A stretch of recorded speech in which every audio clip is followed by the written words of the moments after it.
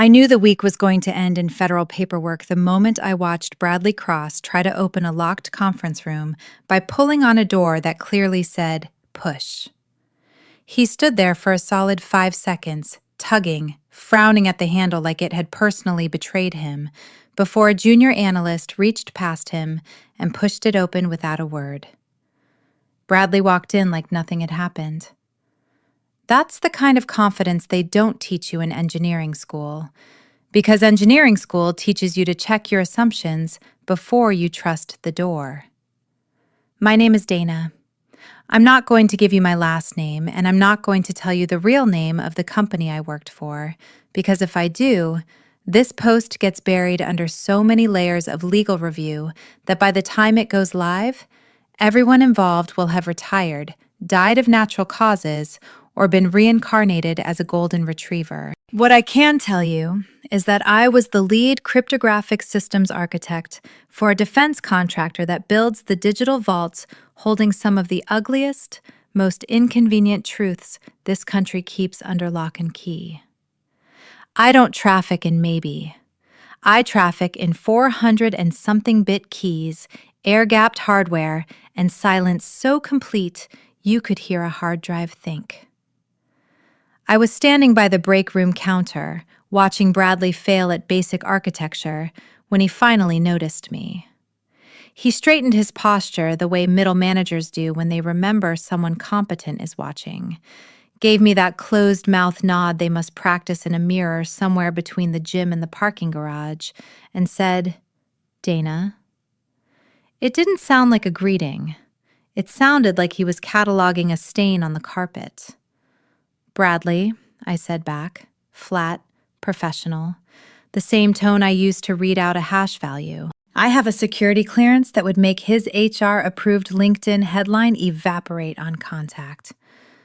To him, I was the legacy holdover who didn't laugh hard enough at his agile methodology jokes and who had the audacity to ask follow-up questions during his synergy presentations. Before I get into how this human participation trophy tried to end my career, do me a favor and hit that upvote button.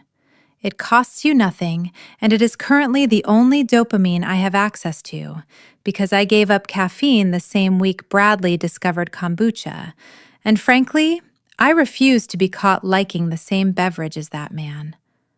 Thanks. You people keep me sane.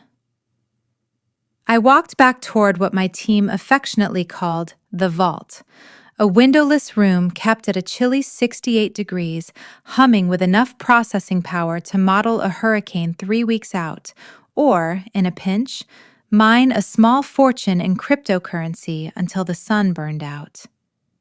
I badged in, dropped into my chair, and pulled up the terminal. I was in the final stretch of a rolling key rotation pipeline for a cross-agency data exchange. This wasn't corporate code. This wasn't a shopping cart or a login form. This was the digital equivalent of pouring reinforced concrete over a live reactor core. One dropped exception, one weak handshake, and you don't get a strongly worded email from the client. You get a congressional hearing. My fingers moved differently when I was locked in. It stops feeling like typing and starts feeling like weaving, like I'm pulling a net together out of nothing but math and habit. And if I get the tension wrong anywhere, the whole thing collapses under its own weight. The cursor blinked, patient, a heartbeat in the dark. I typed the last block, ran the validation suite, and watched the progress bar fill green. That particular shade of green is the closest thing I have to a religious experience. Order imposed on chaos by force of will and syntax. I locked the station. My exit protocol never changes. Lock, badge, verify, leave. Skipping a step isn't laziness, it's how vaults get robbed. I slung my bag over my shoulder and headed for the man-trap doors that separate our compartmented facility from the rest of the building. already thinking about the sad desk salad waiting for me in the cafeteria. I tapped my badge. Beep! Red light. That's not supposed to happen. These badges aren't the flimsy plastic rectangles you wave at a gym. They're hard-coded, cryptographically signed, tracked at the hardware level. A badge failure at that door isn't a glitch. It's a statement. And I don't like the sentence it was writing. I wiped the card against my sleeve, the universal human gesture for, I refuse to accept what just happened, and tried again. Beep! Red light. Access denied. My stomach did the slow, deliberate roll of a ship changing course in heavy water. I looked up at the camera bolted into the corner of the ceiling. Normally, security buzzes you through in under 5 seconds, chalking it up to a bad reader. 15 seconds passed. Nothing. I pressed the intercom. Security, this is Dana. Readers down on the North Man Trap. A voice crackled back. Not Harlan, the retired staff sergeant who usually mans the desk and calls everyone boss, regardless of rank or gender. This voice was younger, thinner, nervous in a way that made my skin prickle. Hold on. System's showing a sync issue. I'll buzz you through manually. Click. The lock disengaged. I stepped through, pulse ticking a little faster than I liked. A sync issue. On a closed-loop badge system with no external network dependency. That's like your bathtub reporting a tide problem. It is not technically possible unless somebody has physically rewired something they shouldn't have touched. I ate a sandwich that tasted like cardboard's more depressing cousin, staring at the cafeteria wall, running the math. Bradley had been hovering near the systems admin's desk twice that week, murmuring to a guy named Miles whose password hygiene I had personally flagged in 3 separate audits this quarter, a man who once used his own name backwards with a 1 appended and considered that clever. I went back up. My badge worked at the main lobby turnstile, but with a lag. A fraction of a second, nothing a normal person would ever clock. To me, that fraction of a second is a packet getting routed somewhere for approval before it comes back to say yes. Somebody, somewhere, was sniffing traffic on my own credentials, and they weren't even being subtle about it. I reached the vault. The door was locked exactly the way I'd left it. I badged in, woke the monitor, and there it was. A terminal window I hadn't opened, minimized in the corner, nearly invisible against my dark wallpaper. I didn't touch the mouse. I didn't gasp. I went very, very still. The way you do when you realize the floorboard you're standing on is the one that's rotten. Someone had gotten into my terminal during the 22 minutes I was mourning my sandwich. I pulled the access logs using a keystroke shortcut I'd written for myself years ago, one that skips the graphical interface entirely, because graphical interfaces are for people who have time to trust software. User, Dana_admin. Timestamp, 12:41 p.m. Command, export root_directory to /dev/null. They hadn't just looked around. They'd tried to copy my root directory, and they'd bungled the syntax so badly that instead of exfiltrating anything, they'd piped the entire operation into a black hole. That is the digital equivalent of trying to rob a bank and accidentally locking yourself in the vault with the money still bolted to the floor. It was amateur.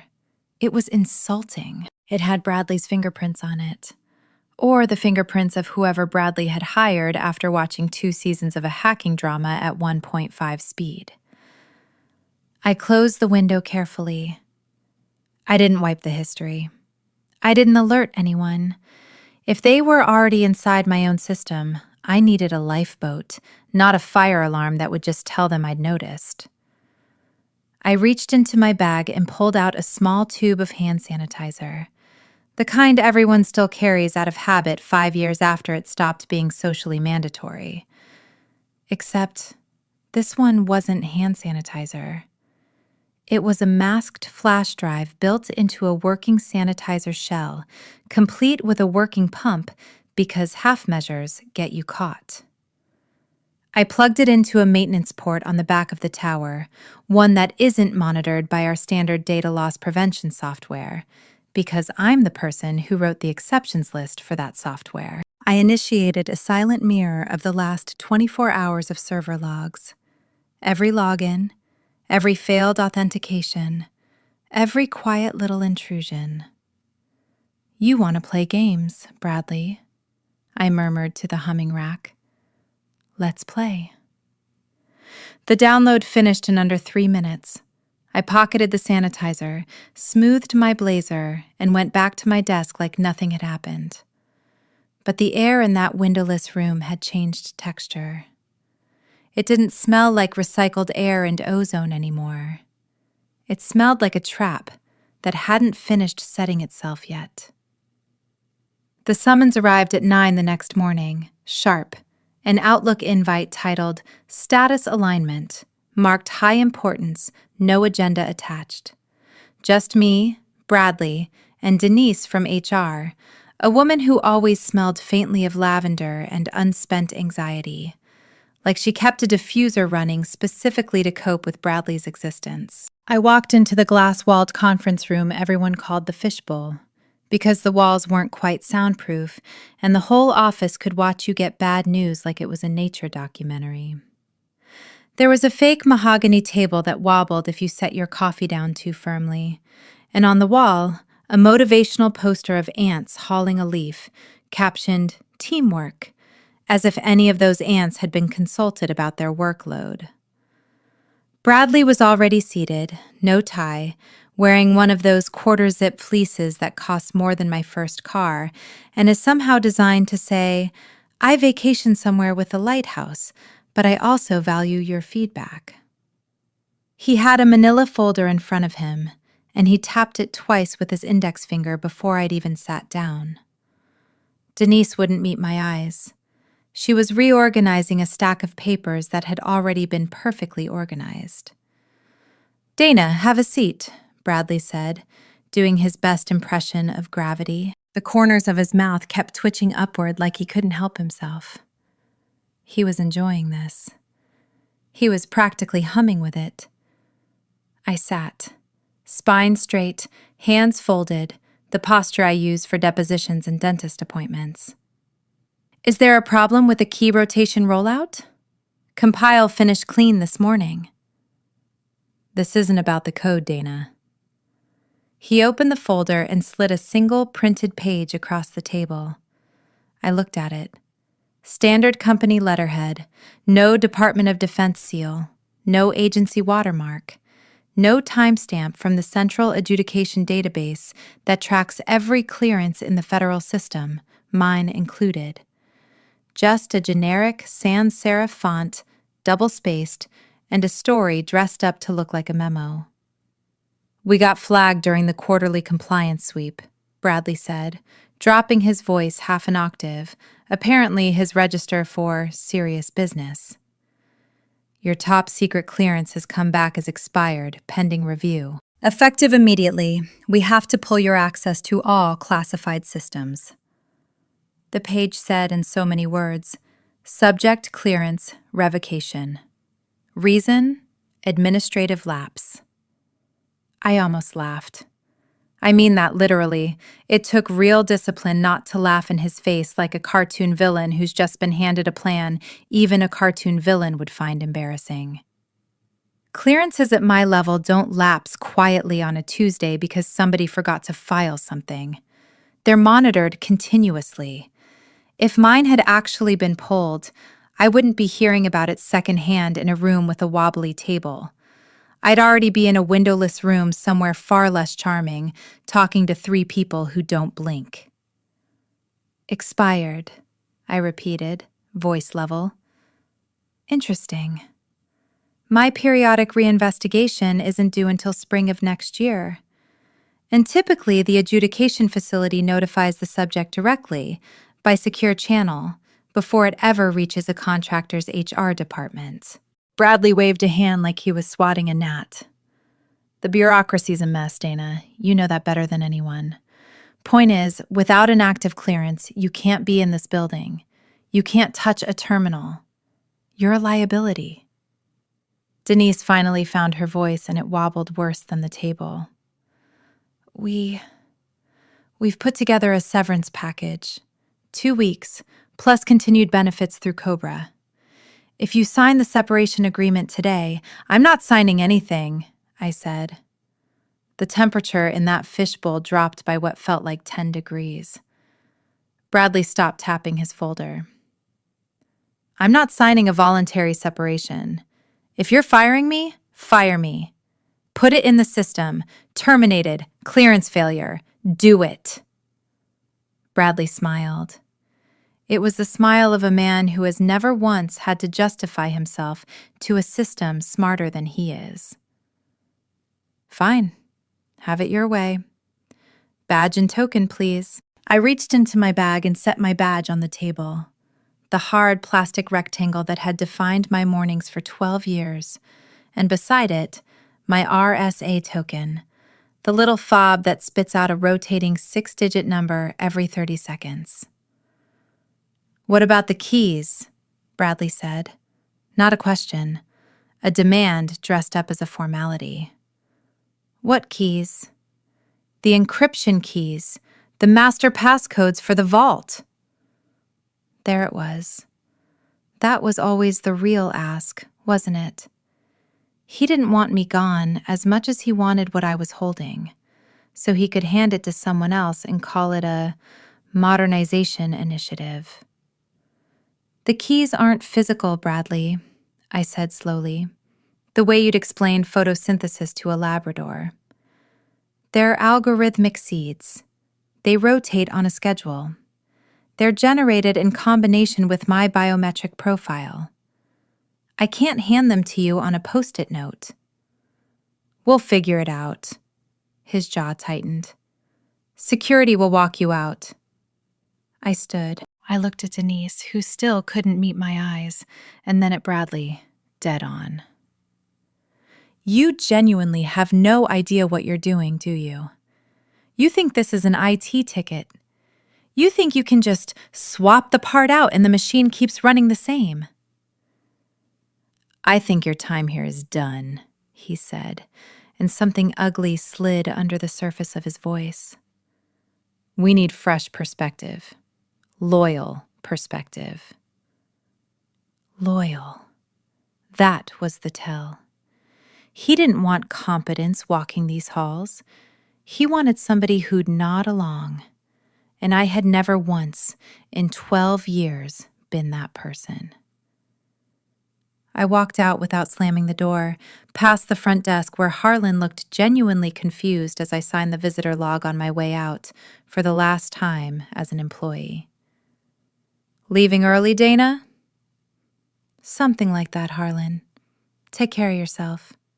Outside, the parking lot was doing its usual impression of a griddle.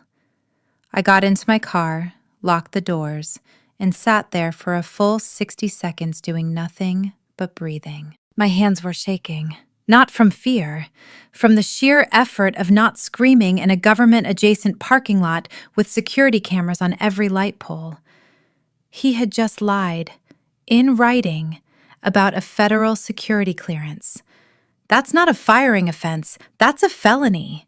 That's the kind of thing that ends with a judge and a very long sentence, if the right people ever found out. And I intended to make absolutely sure the right people found out. I didn't drive home. Home is where you go to lick your wounds. And I wasn't wounded. I was armed. I drove instead toward a nondescript, low office park about 6 miles from the fort. No sign on the building, just a number stenciled by the door, a secure reporting site, the kind of place personnel go when they need to flag a compromised chain of command without trusting a single digital channel to carry the message. I parked between a black Tahoe and a government-plated pickup, took a breath, grabbed the disguised drive from my bag, and walked inside. Bradley thought that letter had locked me out. What he'd actually done was cut a live wire and then go stand in a puddle to admire his work. Inside the unmarked building, a woman at the front desk took my badge number, my name, and the little disguised drive without asking a single unnecessary question. She had the kind of calm efficiency that told me this was not the first time someone had walked in mid-meltdown, clutching evidence in a sanitizer bottle. She copied the mirrored logs onto a secure terminal, ran a hash verification, and handed the original back to me. "This will route to your program security officer within the hour," she said. "If what's on here is what you say it is, someone will be in touch." "It's what I say it is," I said. She almost smiled. "It usually is, with people like you." I didn't go home after that either. I went to a coffee shop 2 exits away, ordered a tea I didn't finish, and opened my laptop, my personal one, thoroughly not connected to anything the company could ever touch. I wasn't naive enough to think Bradley's little stunt would resolve itself while I sat around waiting for an apology that was never going to arrive. If he was going to hand my life's work to somebody unqualified, I intended to watch it happen in real time. Here's the thing nobody tells you about being the architect of a system. You always leave yourself a way back in. Not a malicious one, a maintenance hatch, a break glass loop that bypasses the standard authentication chain and talks directly to the core over a hard-coded handshake nobody would recognize unless they already knew exactly what to look for in the noise floor. Bradley didn't know what a noise floor was. Bradley thought the cloud was a place you could physically visit if you had enough frequent flyer miles. I had access to the internal security cameras through that same hatch. Ethically gray, sure. Necessary? Absolutely, given that a man had just forged federal paperwork to push me out the door. By early afternoon, Bradley had called an all-hands in the vault. He stood at the front, practically levitating with self-satisfaction, and next to him was a guy who looked like he'd been assembled in a lab specifically to embody the phrase disruptive innovation. Skinny jeans, a hoodie that cost more than my monthly car payment, hair that took visible effort to look like he hadn't tried. "Team," Bradley announced, his voice tinny through the little conference speaker. "I want you to meet the future of our encryption division. This is Skylar. He's joining us straight from a stealth mode startup in the Bay Area." Stealth mode is corporate for, "We ran out of runway before we shipped anything." But sure. Skylar threw up a peace sign. "Sup, everybody? Ready to crush some legacy debt? We're gonna modernize this whole stack. No more bloatware, right?" Legacy debt. Bloatware. He was talking about a polymorphic key rotation engine I had spent 4 years hardening against real-world attack patterns, a system that adapted its own defenses in response to anomalous probing in real time. He called it bloatware in under 90 seconds of meeting it. My old team sat there in the kind of silence that isn't polite. It's stunned. Priya, my senior analyst and the only person on that floor I trusted with anything sharper than a stapler, raised her hand. "Skylar, welcome. Are you taking over key rotation management? Next cycle's scheduled for 1,800 hours. Skylar laughed, a nervous, hollow sound. "Key rotation, yeah, we'll automate all that. I've got a script that handles dynamic rekeying, super lightweight, runs in like 40 milliseconds.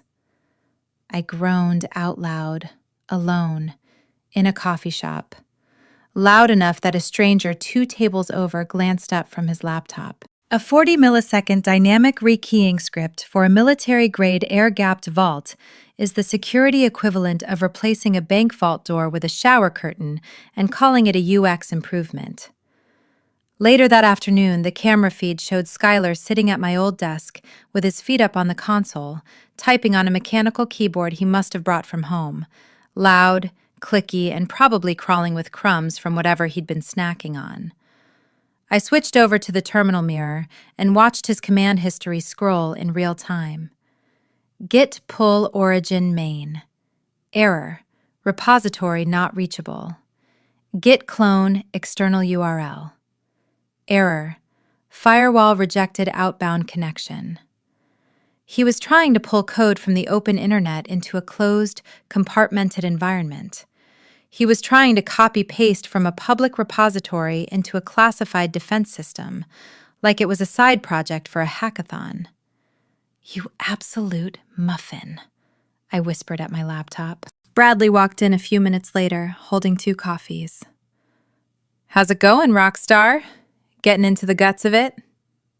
"Yeah, man," Skylar said, spinning around in what used to be my chair. "The last admin, Dana, right? She had this thing locked down insanely tight. Permissions are a nightmare. I'm basically having to root the box just to install some basic tooling." "Do what you gotta do," Bradley said, sipping his latte like a man enjoying the last calm moment of his professional life. "Just get a demo ready for the board on Friday. I already told them we'd have the new interface live." "No worries. I'm flushing the old checksum tables now. Clean slate." My blood went cold enough to match the vault's climate control. The checksums in that system aren't decorative. They're the heartbeat, the continuous proof that the data sitting in that vault hasn't been tampered with, corrupted, or touched by anyone who shouldn't be touching it. Flush them without the correct rehashing sequence, a sequence that exists only in my head and on an offline drive nobody else has ever seen, and the system doesn't interpret that as routine maintenance. It interprets it as compromise. It's built to assume that if its own integrity checks vanish without warning, the facility has been breached by hostiles, and it responds accordingly. It locks everything down and encrypts the entire vault into a block of mathematically unbreakable noise. Unbreakable by anyone except the person holding the prime key. Guess who was holding the prime key? I watched Skylar type RM-RF on the checksum directory. His finger hovered over the enter key for half a second, just long enough for some small, buried survival instinct to flicker. "Do it," Bradley urged from over his shoulder. "Clean slate." He hit enter. On his screen, nothing visible happened, just a prompt returning to a blinking cursor, deceptively calm. On my screen, background processes I had written years ago quietly woke up, checked their surroundings, confirmed the alarm condition, and began locking every file in the system, 1 terabyte at a time, turning classified intelligence into digital concrete. They had no idea a silent alert had just fired off to 3 federal agencies that don't officially have acronyms. They thought they'd wiped a cache.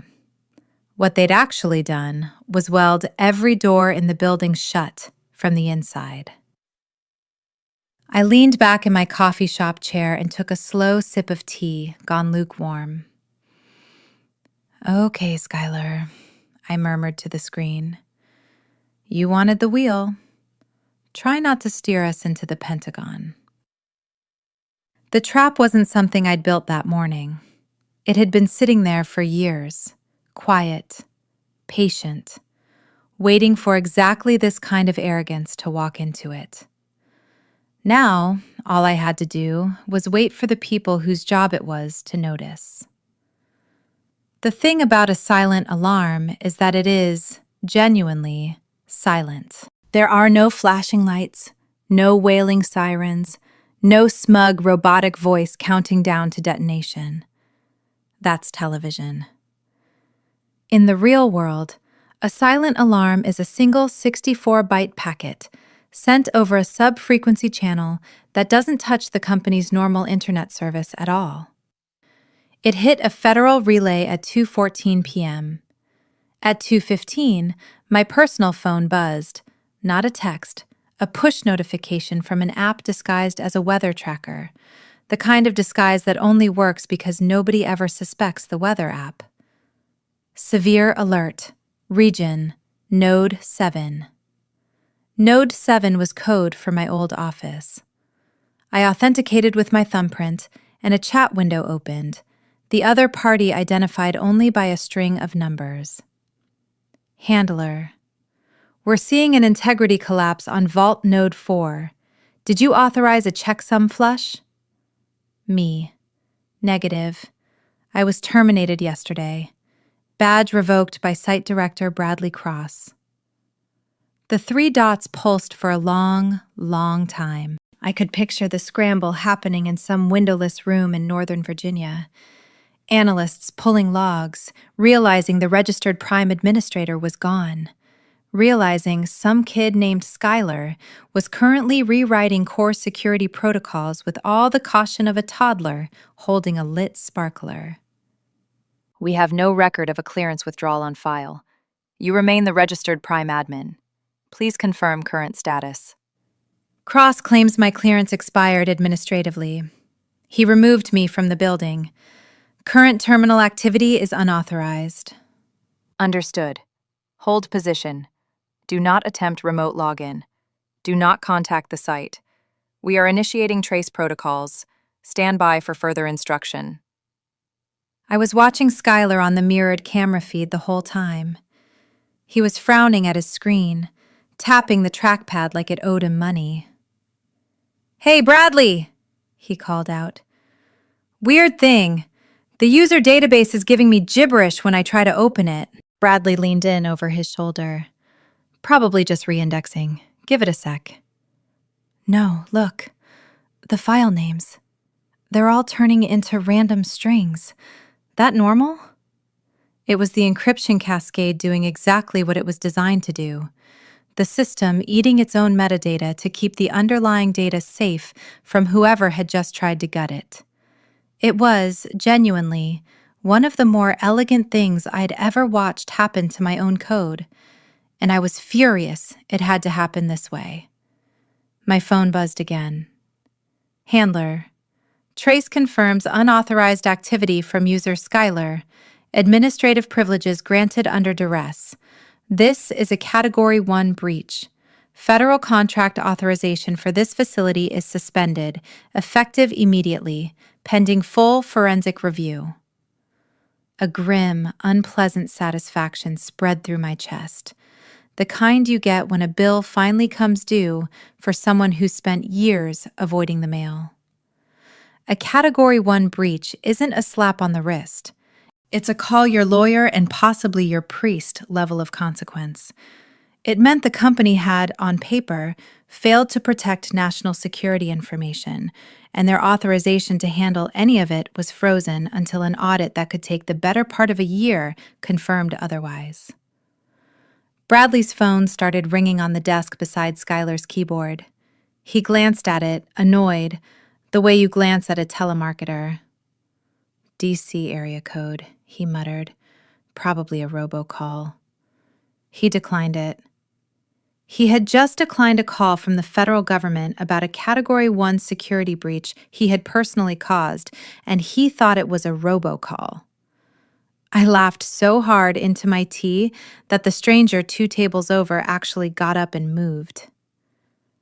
"Just force a reboot," Bradley said to Skylar, gesturing at the humming server rack like it was a stuck vending machine. "That usually clears the cache." My stomach dropped. A hard reboot in the middle of an active encryption cascade doesn't clear anything. It guarantees corruption at the disk level. He wasn't just locking the door on his way out. He was about to set the building on fire while standing inside it. "No, don't!" I hissed at my laptop, uselessly, 3 miles away. Skylar pressed the power button. The screens in the vault went dark. "There," he said. "Let it rest a sec. It'll come back up clean." Handler. Signal lost from Node 4. Confirm. Did they just kill primary power to an active vault mid-lockdown? Affirmative. Site manager instructed a hard reboot during containment protocol. Jesus. Okay. Asset preservation team is mobilizing. Stay near your phone.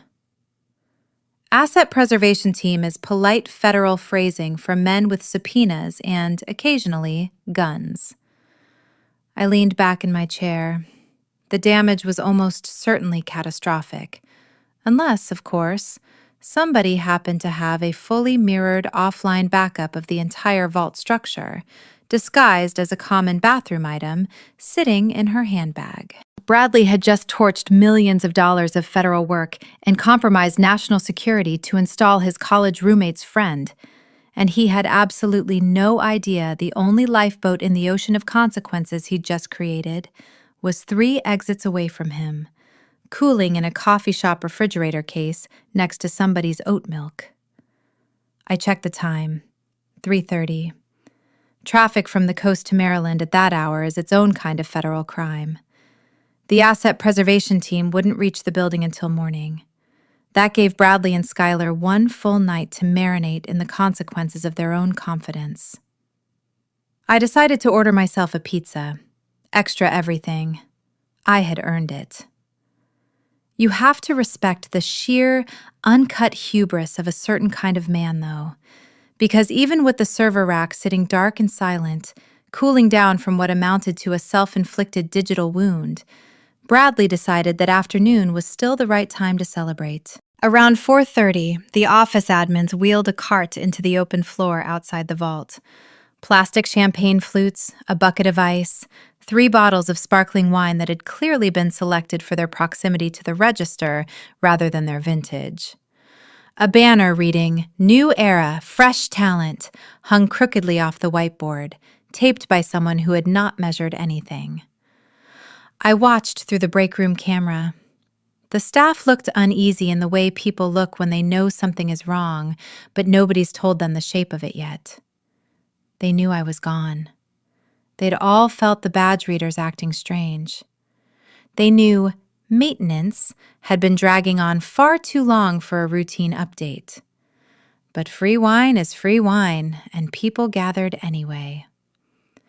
Bradley tapped a pen against a glass. "Everyone, gather round," he announced, arms slung around Skylar's shoulders like they were old fraternity brothers, instead of 2 men who had met 4 days earlier. I know it's been a turbulent week. Transitions are always hard. But sometimes you have to trim the dead wood to let new growth flourish. Dead wood. That was me. The woman who had built the forest he was currently standing in and setting fire to, on purpose. Skylar's already identified massive inefficiencies in the legacy code, Bradley went on. By Monday, we'll be running 40% faster. To Skylar. To Skylar, the room murmured, and drank, not quite meeting each other's eyes. So, Skylar, Priya asked, swirling her plastic flute of warm, sparkling wine. Is the system back online? My terminal's still throwing a no connection error. Oh, yeah, Skylar stammered. It's, booting. Big servers, takes a minute to spin up the platters. We had moved to solid-state arrays 5 years earlier. There were no platters. Priya knew that. I watched her eyes narrow on the camera feed, watched her trade a look with the system's admin next to her. The wolves, as it turned out, could smell blood through a screen. Bradley clapped his hands together, oblivious. Don't worry about the tech mumbo-jumbo, folks. We've got it handled. Drink up. Inside the vault, the server finished its reboot cycle. I switched my view to the internal camera and watched the rack's status lights flicker on. Amber. Amber. Amber. They should have been green. Skylar slipped away from the party first, Bradley trailing behind, closing the vault door behind them, muting the muffled laughter from outside. Why's it orange? Bradley asked, and for the first time all day, his voice had lost its celebratory shine. It's just a warning light, Skylar said, typing fast. Says volume mount failed. Decryption key missing. So put the key in. I can't. It's not accepting the master password. Says user unauthorized. Lockout active. He tried again. It's locking me out for an hour after every failed attempt. Bradley dragged a hand through his hair, ruining the gel he'd clearly reapplied for the toast. Fine. Call the vendor. Call the support line. I can't. Skylar's voice dropped. The support contract's registered under Dana's name. When you revoked her access, it locked the vendor portal too. The silence on the other end of that camera feed was, without exaggeration, one of the most beautiful things I have ever witnessed. What do you mean locked out? Bradley's voice climbed toward a register I hadn't heard from him before. We pay them millions a year. Yeah, but the authentication ties back to the lead architect's biometric token. You took her badge, not her fingerprint. The system needs her to authorize any transfer of ownership. Bradley stared at the blinking amber lights like they'd personally insulted his mother. The realization was arriving in slow motion across his face. He hadn't just fired an employee. He had handed away the only working key to a vault worth more than the building it sat in. Call her, he said. What? Call Dana. Tell her there's a glitch. Tell her we need her back in for an exit interview, final sign-off, whatever gets her through the door. I watched him pull out his phone and dial. My own phone buzzed on the coffee shop table. Caller ID. Bradley. Work. I took a slow sip of the tea I'd let go cold twice now and let it ring out. A text followed a minute later. Hey Dana, hope you're doing well. Realized we're missing some paperwork for your final check. Could you swing by around 5? Want to get you paid ASAP. The audacity of that smiley face nearly ended me. The server lights shifted from amber to a slow, steady, pulsing red. What's that? Bradley asked. Skylar swallowed audibly, even through a security camera microphone. I think that's the purge warning. If nobody authenticates within 12 hours, it wipes the drives. So stop it. Unplug it. If I pull power now, the battery backup kicks in and accelerates the wipe. It's tamper-proof by design. Bradley sank into what used to be my chair. Outside, the party carried on, muted laughter leaking through the glass wall, oblivious. Inside the vault, the party was very much over. We need her, Bradley whispered, more to himself than to Skylar. We need her back. She's not coming back for you, I said out loud to my empty coffee shop table. And I meant it, because I already knew who was coming instead, and they weren't bringing a severance envelope. I did go home eventually, mostly because my dog does not care about federal contract law and was extremely clear on the fact that dinner was late. Milo is a 12-year-old beagle mix with a security clearance discipline that puts most humans I've worked with to shame. He waits by the door, he doesn't bark at the wrong things, and he has never once tried to flush a checksum table. I fed him, poured myself a glass of an actual Pinot Noir instead of the sad discount sparkling wine currently going flat 3 miles away, and sat on my kitchen floor with him while I waited for my phone to do something. Priya texted around 7. You okay? Heard some stuff today. Bradley's been weird all afternoon, and Skylar looks like he's seen a ghost. I typed back carefully because I didn't know yet who might eventually be reading that thread in a deposition. Long story. Can't really talk about it right now. Just don't touch anything in the vault, and if anyone official shows up asking questions, answer them honestly. That's the only advice I've got. Official like who? I didn't answer that one. Some questions are kinder left alone until the answer arrives on its own, in an SUV with government plates. I didn't sleep much. I kept the mirrored camera feed open on my second monitor, watching the red light on the server rack pulse in that slow, patient rhythm, the building around it gone dark except for the security lighting, and Bradley's office, where he sat at his desk long after everyone else had gone home, scrolling through something on his phone, with the particular stillness of a man Googling, "Is forging a federal document a felony?" for the first time in his life. Spoiler, it is.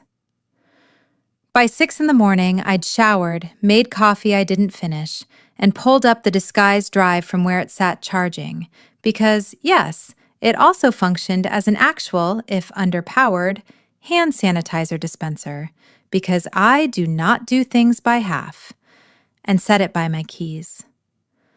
I didn't know yet whether I'd be called back in that day. I just knew I wanted to be ready the moment somebody asked. The call came at 8:47. "Dana, this is Director Whitfield." The voice on the other end was deep, even, the kind of calm that only comes from decades of delivering bad news professionally. "We have people on the ground at your former site. Situation's ugly. They triggered a level 4 lockout attempting an unauthorized reboot mid-cascade." "I know," I said. "I've been watching." A pause, faintly amused despite the circumstances. "Of course you have. Can you resolve it, if you're granted physical access?" "Yes, but I was trespassed from the property yesterday." "Not anymore. I'm sending a car. Be ready in 10 minutes. We need the architect to defuse this thing before it diffuses itself." "Understood."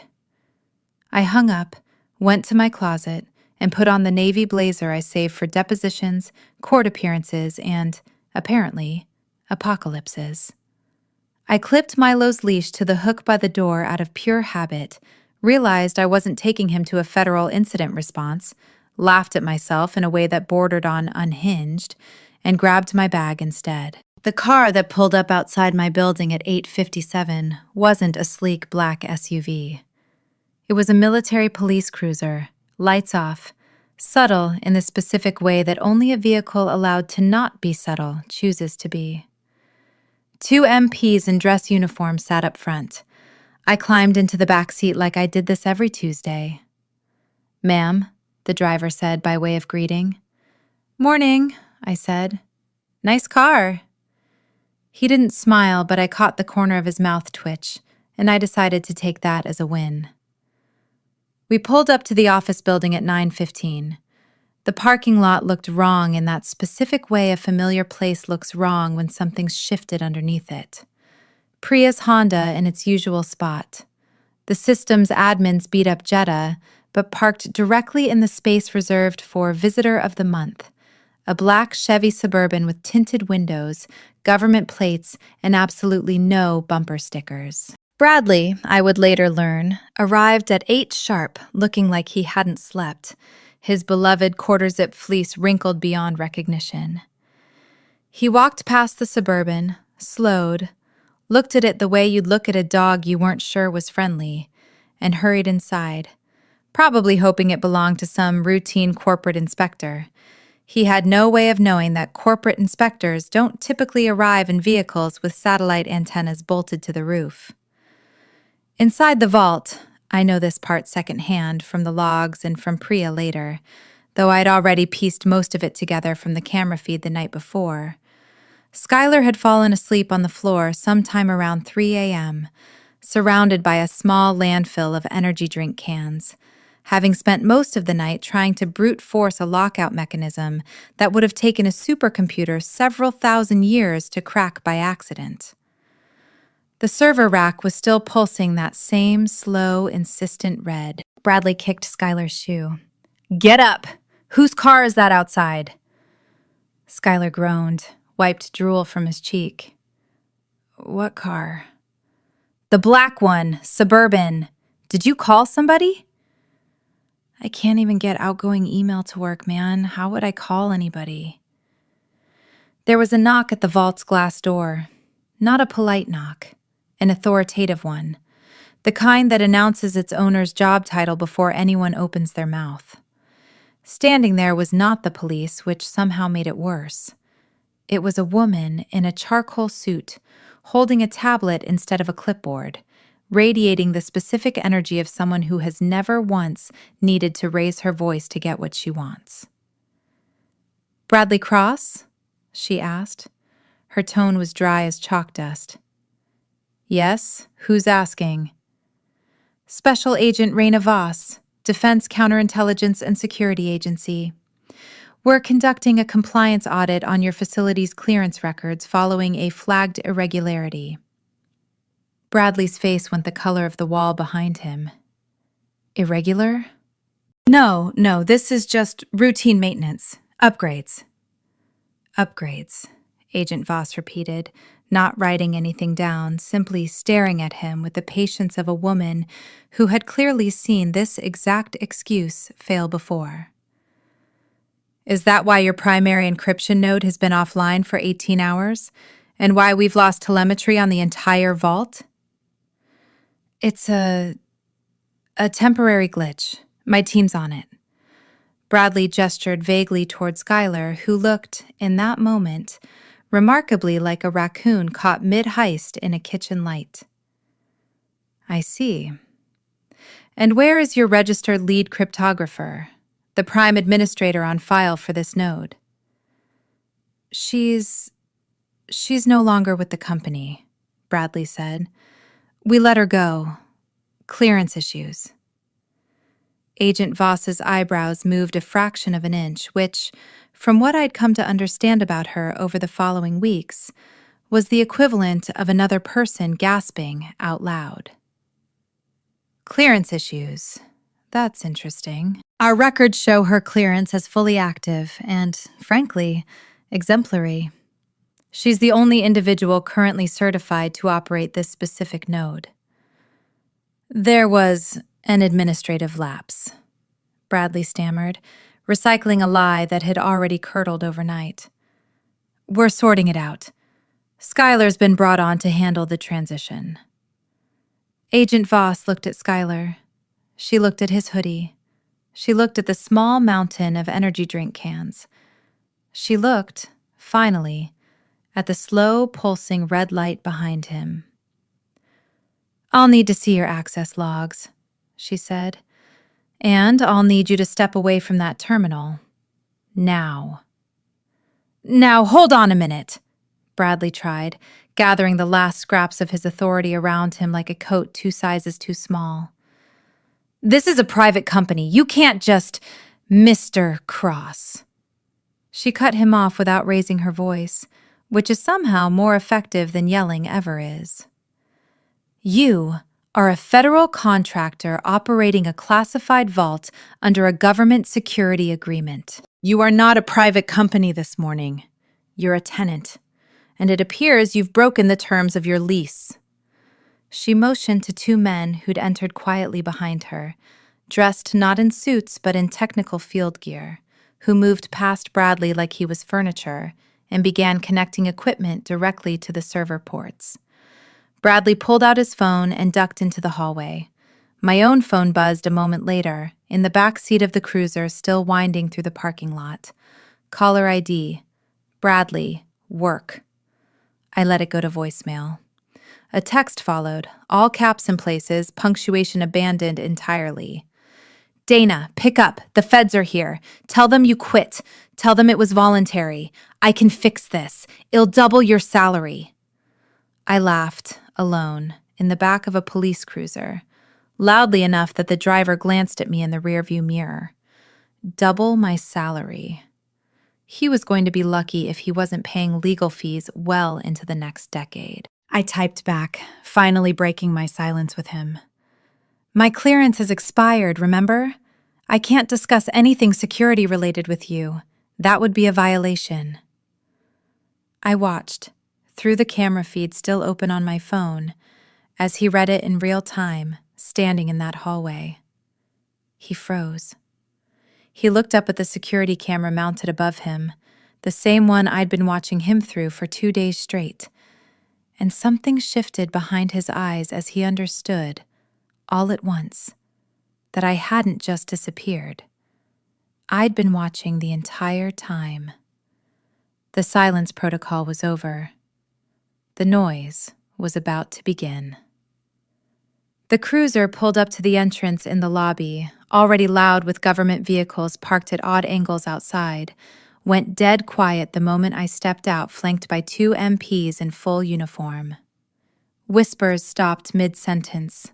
Somebody's coffee cup paused halfway to their mouth. I walked toward the doors like I did this every morning, even though my heart was doing something closer to a drumline than a heartbeat. The automatic doors slid open. That familiar, sterile chill of the lobby air conditioning hit me the way it always did. Except this time, I wasn't the one who'd been shivering. Harlan was at the security desk, and his eyes went wide enough that I worried briefly for his blood pressure. Dana, what in the... Morning, Harlan, I said, not breaking stride. Just here to fix a leak. We passed the turnstiles without anyone swiping a badge. The MPs simply walked through and nobody stops them, because the authority they carried was a physical weight in the room, the kind that makes even confident people step aside without quite understanding why. We reached the elevator. I pressed the button for the 4th floor. The ride up was silent except for the low hum of the motor. I checked my reflection in the polished steel doors. I looked calm. Inside, I felt like a live wire someone had finally decided to plug in. This was the moment every competent person who's ever been wrongfully shown the door secretly dreams about. The I told you so tour. Except mine came with federal escort. The doors opened onto a hallway crowded with people who had no business being crowded in a hallway at 9:20 on a Tuesday. Agent Voss stood near the vault entrance, speaking to a visibly sweating Bradley. Schuyler sat slumped on a bench nearby, head in his hands, looking like a man who had aged a full decade overnight. Further down, a man I recognized from the annual holiday party photos, our CEO, Mr. Callahan, who normally only surfaced quarterly to discuss bonuses, was pacing in tight circles, shouting into a phone. I don't care whose fault it is. Just get the system back online. We're losing telemetry by the minute. Bradley saw me first. His eyes went wide with something that looked almost like relief. Dana, thank God. Look, tell them. Tell them this is a misunderstanding. You can unlock it, right? Right? I didn't answer him. I walked straight past him to Agent Voss. Agent, I said, I'm Dana, lead cryptographic architect, prime admin of record for this node. She nodded, already reaching to shake my hand. Director Whitfield briefed me on the way over. The system's in a full integrity lockdown. Current site management, she gestured vaguely without warmth toward Bradley and Schuyler, attempted a hard reboot during an active checksum flush. Amateur hour from what I can tell. Amateur's generous, I said, loud enough for the hallway to hear. Dana, Bradley cut in, trying with visible effort to reclaim some scrap of control over a situation that had long since left him behind. You need to log in, now. We can discuss your rehiring package after. Just fix this first. I turned to him slowly. I can't, Bradley. My clearance is expired, remember? You put it in writing. Stop playing games. The company is on the line! His voice cracked at the edges. Mr. Cross. One of the MPs stepped forward half a pace, and Bradley stepped back the same amount without seeming to notice he'd done it. Mr. Callahan finally froze mid-pace and lowered his phone, looking between me and Bradley like he was reading subtitles in a language he was only half fluent in. What is she talking about? He demanded. What clearance expired? He fired me yesterday, I said directly to Callahan, calm as still water. Told me my federal clearance had been revoked. He forged a document to make it look official. Then he handed the master keys to national security infrastructure to a man whose password, if I had to guess, is probably his own name with an exclamation point at the end. Schuyler, from the bench, didn't even lift his head to deny it. Callahan turned on Bradley with an expression I'd never seen on that famously unbothered face. "You forged a revocation letter? Is that true?" It was a business decision," Bradley said, his voice climbing toward a pitch I hadn't known he possessed. "We needed to cut costs. She was expensive. Schuyler said he could do it for half the price." "And look what your discount bought you," I said, gesturing toward the vault door where the red light behind the reinforced glass had started pulsing faster, more insistent, like a countdown deciding it had been patient long enough. Agent Voss checked her watch, unbothered by the theater unfolding around her. "Dana, the purge cycle enters its terminal phase in 4 minutes. If you can stop it, do it now. Otherwise, we begin seizing physical assets, and this hallway becomes a much less pleasant place to stand." "Arresting," Bradley squeaked. "You can't just—" "Criminal negligence," Agent Voss said, ticking items off with the flat efficiency of someone reading a grocery list. "Mishandling of classified material, fraud against the United States government. I can keep going." "I can stop it," I said, and walked toward the vault. The crowd in the hallway parted like I was leading a very small, very tense parade. I stepped through the door. The heat inside hit me first, the cooling fans running flat out, screaming against thermal loads they were never designed to handle. Every screen in the room was awash in cascading red text: "Warning, integrity failure, deletion imminent." I sat down in my old chair. It still smelled faintly of Schuyler's cologne, something sharp and drugstore that I was going to need to have professionally exorcised later. I pulled the disguised drive from my pocket. "What is that?"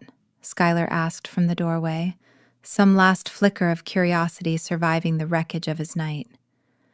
"This," I said, plugging it into the maintenance port, "is what competence looks like." I started typing. The keyboard felt gritty under my fingers, evidence of at least one meal Schuyler had eaten directly over it, but I ignored it and pulled up the command line. The system was screaming in its own binary way, rejecting every standard login attempt, locked down tight against a threat it still believed was ongoing. "Access denied. Lockdown in effect." I bypassed the standard login entirely and used the handshake protocol stored only on the drive in my hand.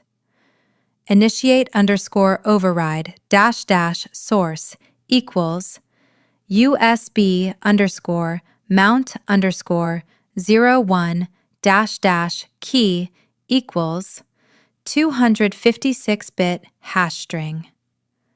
The screen paused. The scrolling red text froze mid-line. Analyzing key. The room behind me had gone completely silent. I could hear Bradley's breathing from the doorway, short and shallow, like a man trying very hard not to be noticed by something enormous. "Key verified. Welcome back, Cypher." Cypher. I'd programmed that little greeting myself, years ago. A small private joke that had somehow become the most satisfying 6 words I'd read all week. A bit of ego, sure. I'd earned it 100 times over. I typed the next command. Abort_purge, then restore_checksums -- source equals backup. A progress bar crawled across the screen. 0%. 10. "Is it working?" Callahan whispered from somewhere behind me. "Hush," I said, not looking away from the screen. 20. 50. The angry, insistent red pulsing on the server rack began to slow, the rhythm loosening like a fever finally breaking.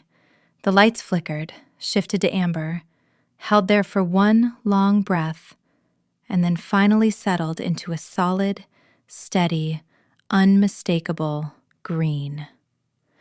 The fan spun down from a scream to a hum, System restored. Integrity 100%. I exhaled a breath I hadn't realized I was holding since the moment I'd sat down in that chair. I pulled the drive out and stood. "It's done," I said. "Vault's secure. No data loss." Agent Voss stepped up to check the readout herself, nodded once, satisfied. "Good work. We'll need a full forensic audit to confirm no backdoors were introduced by the unauthorized users, but the core is intact." She turned to Bradley, who had gone the color of old paper. "Mr. Cross, we need to discuss the document you presented to this employee yesterday." "It was just a memo," Bradley said, backing away half a step. "Internal HR paperwork." "Dana," Agent Voss said, "do you still have the letter?" "I kept a copy." I pulled the crumpled page from my bag, the same one he'd slid across the wobbly fishbowl table less than 24 hours earlier. Voss took it, read it in silence, and her expression didn't move even a fraction, but her eyes went noticeably colder. "This document attempts to mimic an official Department of Defense clearance directive. It cites a statute that does not exist. It falsely asserts a federal revocation that was never issued." She looked up at Callahan. "Mr. Callahan, are you aware that forging federal security documentation carries a mandatory minimum sentence?" Callahan looked, briefly, like he might be sick on the carpet. I had no idea. Bradley told me she was being let go for performance issues.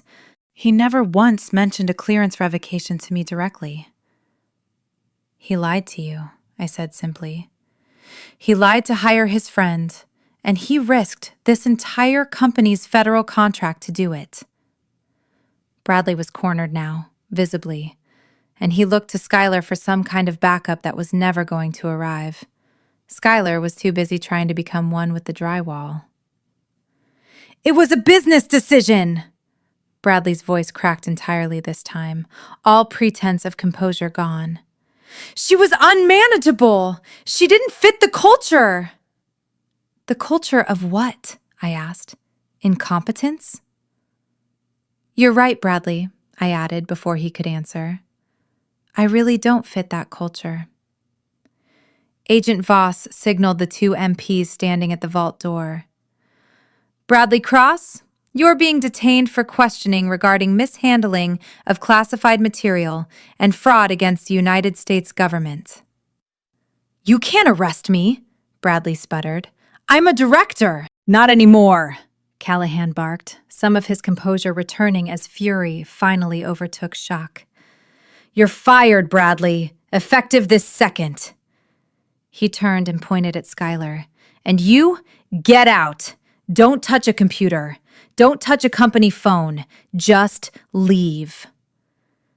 The MPs didn't cuff Bradley, but they flanked him, each taking an arm, and walked him toward the elevator bank while he continued shouting something about agile transformation and cost per headcount efficiency, his voice growing fainter as the doors finally closed on him. The hallway, when the noise finally cut off, went eerily, wonderfully quiet. Callahan wiped his forehead with a handkerchief that had definitely never been used for anything this dramatic before. He turned to me. "Dana, we need you. Please, name a number, whatever you want." I looked past him at the server rack, humming happily behind the reinforced glass, back to its steady, contented rhythm. My work. My baby. "I'm not coming back to work for you, Mr. Callahan," I said. "Double your salary, triple the stock options." "It's not about the money." I met his eyes.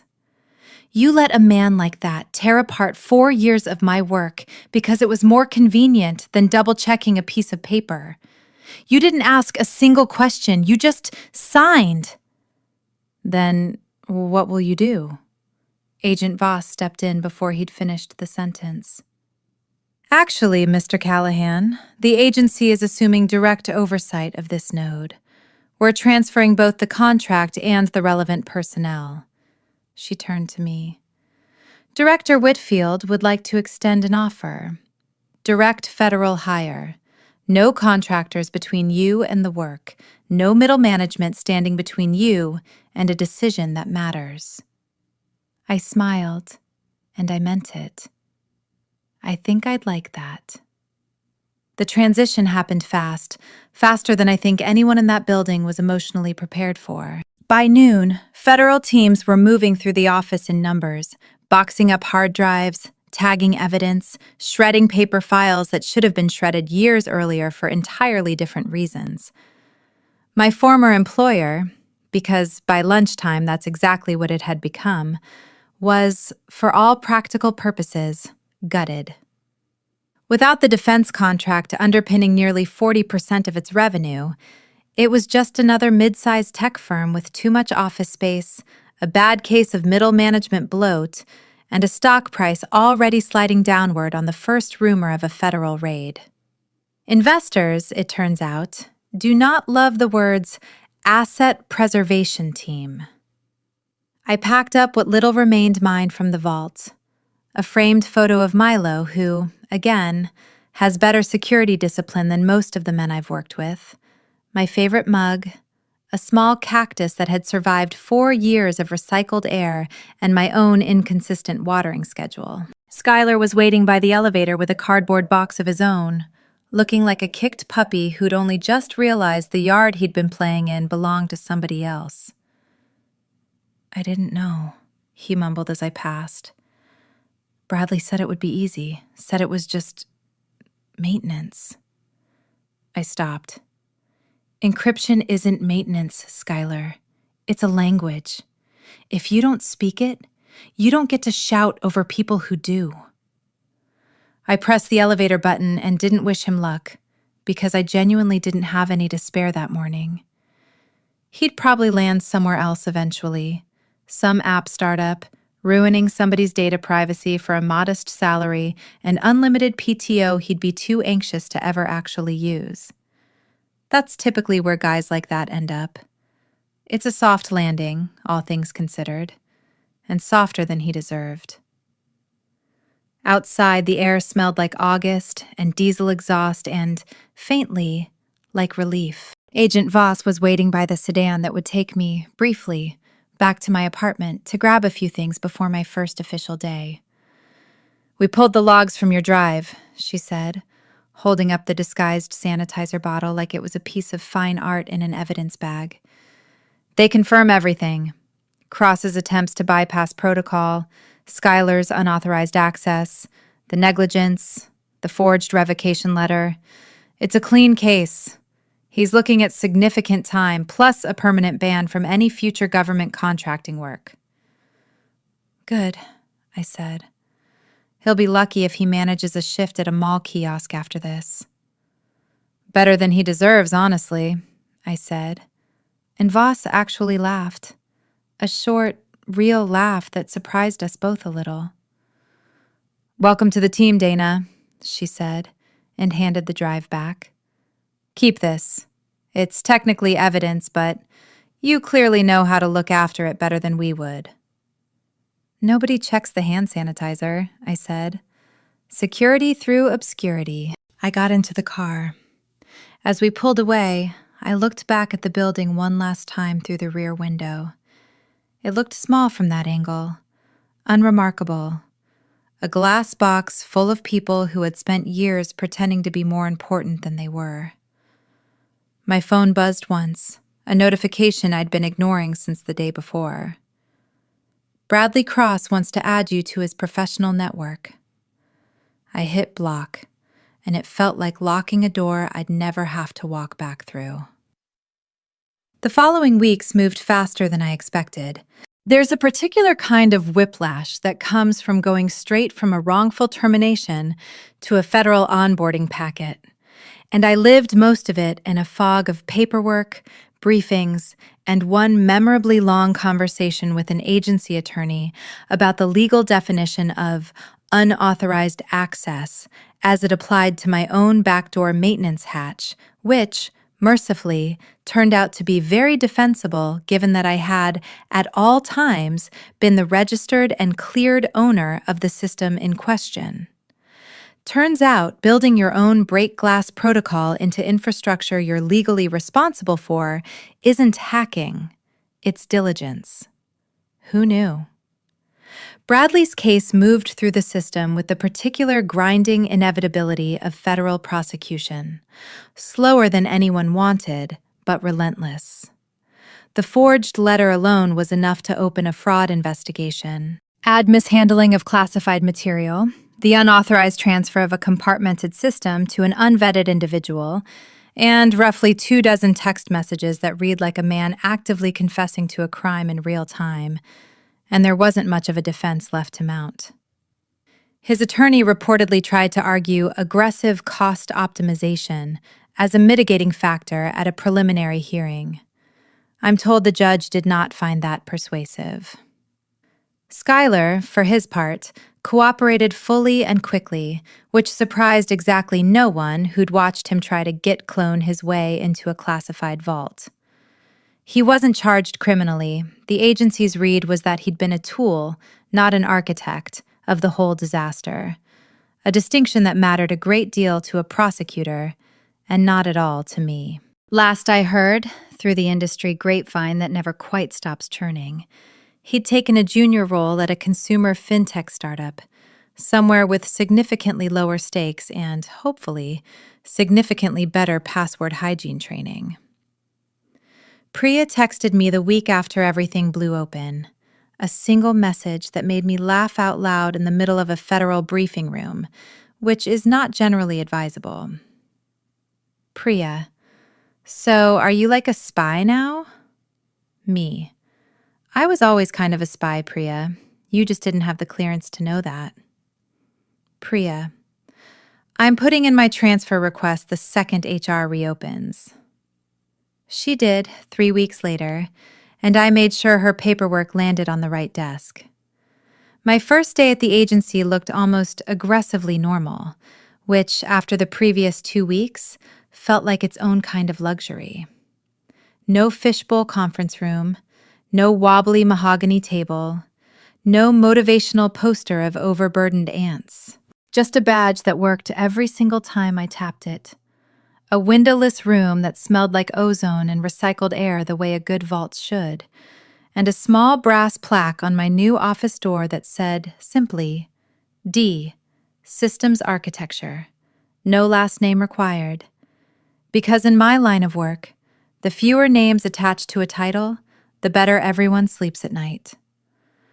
Director Whitfield stopped by that first afternoon, leaned in the doorway with the ease of a man who had clearly delivered a great many introductory speeches over the years. "Heard you brought your own hardware with you," he said, nodding at the sanitizer bottle sitting innocently on my desk, now fully decommissioned as evidence and quietly reclaimed as a paperweight. "Old habits," I said. "Nobody checks the hand sanitizer." "We might have to start," he said, and left before I could decide if he was joking. People ask me sometimes, usually at the tail end of a few drinks when the conversation's drifted somewhere honest, how a person ends up doing what I do. It's not a career path with a brochure. Nobody grows up wanting to spend their 20s memorizing hashing algorithms and their 30s diffusing the digital equivalent of unexploded ordnance. I fell into it sideways, the way most of us do. A math degree that turned into a computer science minor, that turned into an internship nobody in my family understood well enough to be impressed by, and then, eventually, a polygraph exam in a beige government building that asked me, among other things, whether I'd ever knowingly associated with a foreign national who wasn't my dry cleaner. I had not. I got the clearance. The rest followed the way water follows the lowest point in a landscape. Not dramatic, just inevitable once the terrain's decided. I want to tell you about the first time I understood, really understood, what it meant to hold a key that other people's safety depended on. because I think it explains a lot about why watching Bradley treat my life's work like a spreadsheet column he could optimize away made something in me go very, very quiet and very, very sharp. 6 years before Bradley ever set foot in that building, I was a junior analyst on a different contract, a smaller one, working under a woman named Odalis, who ran her team the way some people run a kitchen: precise, unforgiving of sloppiness, but generous with anyone willing to learn. We were 3 weeks from a system migration, moving an older communications relay onto new hardware, when a subcontractor, not us, a downstream vendor 2 links removed from anyone who actually understood the architecture, pushed an unauthorized firmware update to a piece of hardware sitting inside our secure perimeter. Nobody meant any harm by it. It was, by every account I ever read, an honest mistake. A routine patch pushed on autopilot by someone following a checklist that hadn't accounted for the fact that this particular box talked to a system holding operational details for people whose safety depended entirely on nobody outside a very short list ever seeing that data. The patch introduced a logging function nobody had asked for and nobody had cleared. A small one, the kind of thing that, on a consumer device, would have been invisible, harmless, forgotten within a software update cycle. On our system, it meant that for 11 hours, before Odalis caught the anomaly during a routine integrity sweep at 2 in the morning, a subset of encrypted traffic had been silently mirrored to an unsecured diagnostic log sitting one firewall too close to the open internet. I remember standing in that windowless room at 2:40 a.m., watching Odalis go through 5 stages of controlled fury in under 90 seconds, and then watching her do something I've never forgotten. She didn't panic, and she didn't wait for permission. She isolated the affected segment, killed the log process, purged the buffer, and had a full incident report drafted and routed up the chain before the sun came up, all without a single wasted motion.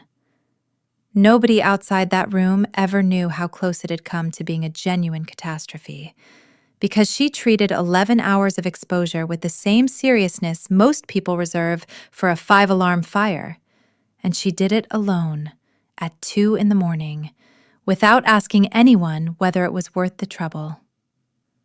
She caught me staring at her around 4 a.m., hollow-eyed, adrenaline finally draining out of both of us.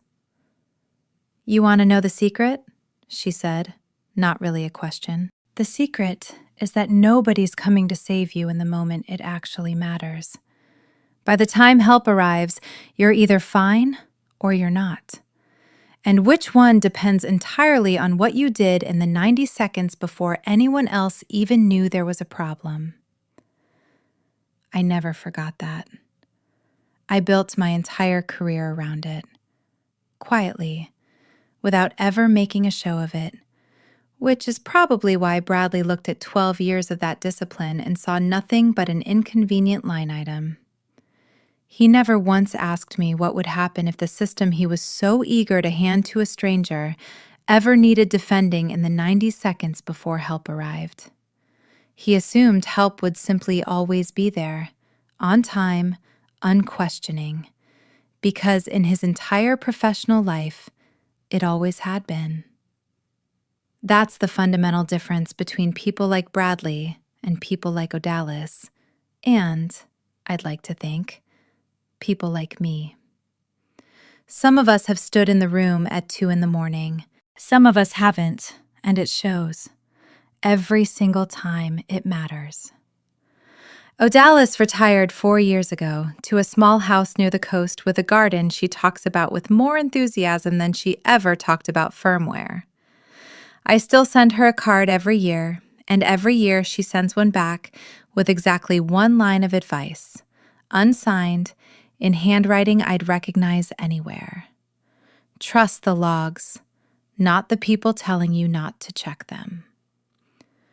I thought about that card a lot during the 2 days Bradley spent trying to convince an entire building that a badge failure and a sync issue on a closed-loop system were nothing worth checking into. I don't say any of this to make myself sound like some untouchable paragon of competence. Believe me, I have made my own share of mistakes over the years. Small ones mostly, the kind you catch in code review and quietly fix before anyone notices. The ordinary tax of doing difficult work for a long time. But there's a specific, distinct category of failure that comes from arrogance rather than error. From a person deciding the rules don't apply to them because they've never personally watched what happens when they're broken. And that's the category Bradley fell into. Feet first, with his eyes wide open and his loafers on. The agency ran a full audit of the vault in the weeks following the incident. The kind of exhaustive, line-by-line review that makes root canals look relaxing by comparison. I sat through most of it, not because I had to, but because I wanted to be there the moment they confirmed definitively that the mirrored backup on my little disguised drive had preserved every byte of data that mattered, untouched, uncorrupted, exactly as it should have been. The lead auditor, a soft-spoken man named Reyes, who had clearly seen more security disasters than he'd ever wanted to, looked up from his terminal on the third day and said, mostly to himself, "This is the cleanest recovery I've seen off an active Category 1 breach in 11 years.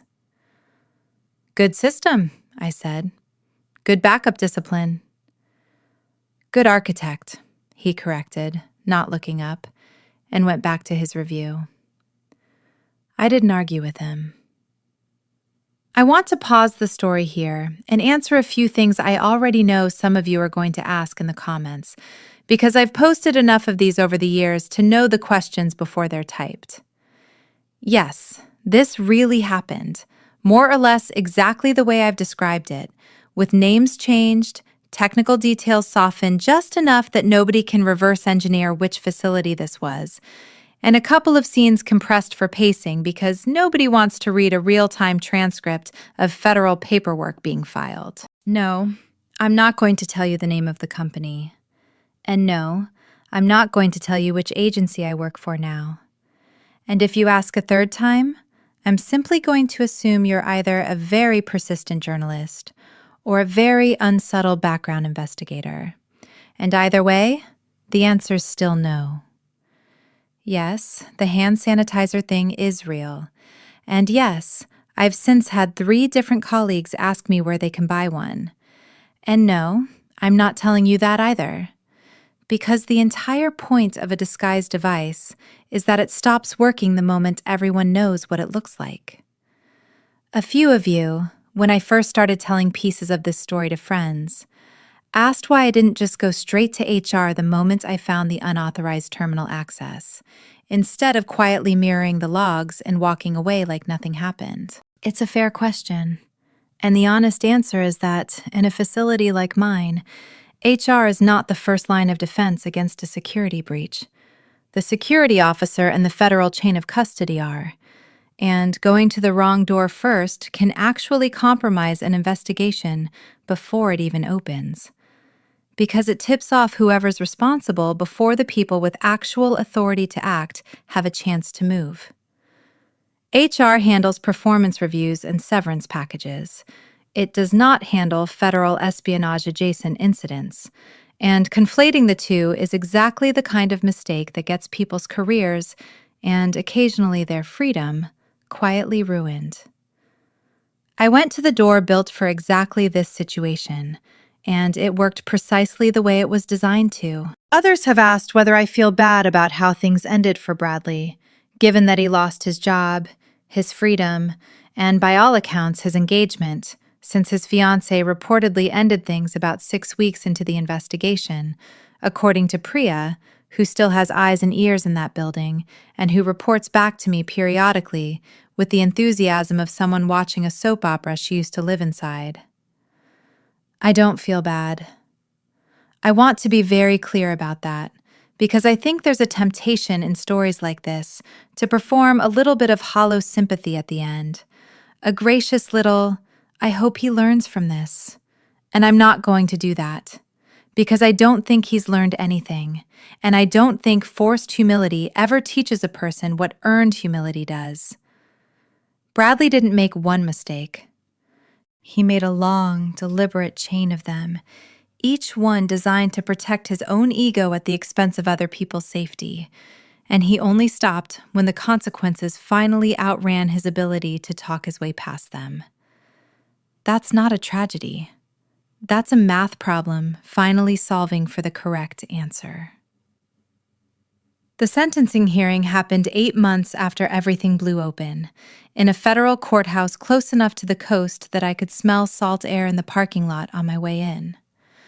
I wasn't required to attend. The case had been built almost entirely on documentary evidence. My mirrored logs, the forged letter, a string of increasingly panicked text messages that read, in aggregate, like a confession written in installments. But I went anyway, because Odalis's voice was in my head, reminding me that some things you owe it to yourself to see through to the end, in person, rather than reading about secondhand. Bradley looked smaller in the courtroom than he had in the fishbowl conference room, which I suppose is what happens to most people when the audience stops being coworkers who need to keep their jobs and starts being a federal judge who does not.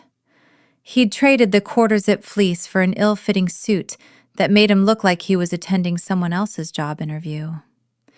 His attorney made the case that his client had acted out of misguided cost consciousness rather than malice, that the forged letter had been a lapse in judgment under organizational pressure, rather than a calculated fraud, and that Bradley had no prior record and posed no ongoing risk to anyone. The prosecutor, a woman with the flattest, most devastating cross-examination voice I've ever had the pleasure of watching in action, simply read the text message Bradley had sent me from the hallway back to the court. The one about doubling my salary if I'd just tell the feds it was voluntary, and let it sit in the silence for a long moment before she said, "This is not the language of a man confused about what he'd done. This is the language of a man trying to buy his way out of having done it." The judge wasn't moved by the mitigating narrative either. Bradley was sentenced to 18 months, most of it in a minimum security facility, along with a permanent bar from ever holding a position involving federal contract oversight or classified access again in his life. Plus, restitution to cover a portion of the recovery costs the agency had incurred cleaning up after him.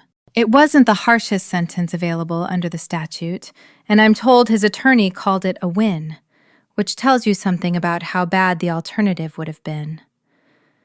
I didn't say anything to him as they let him out. I didn't need to.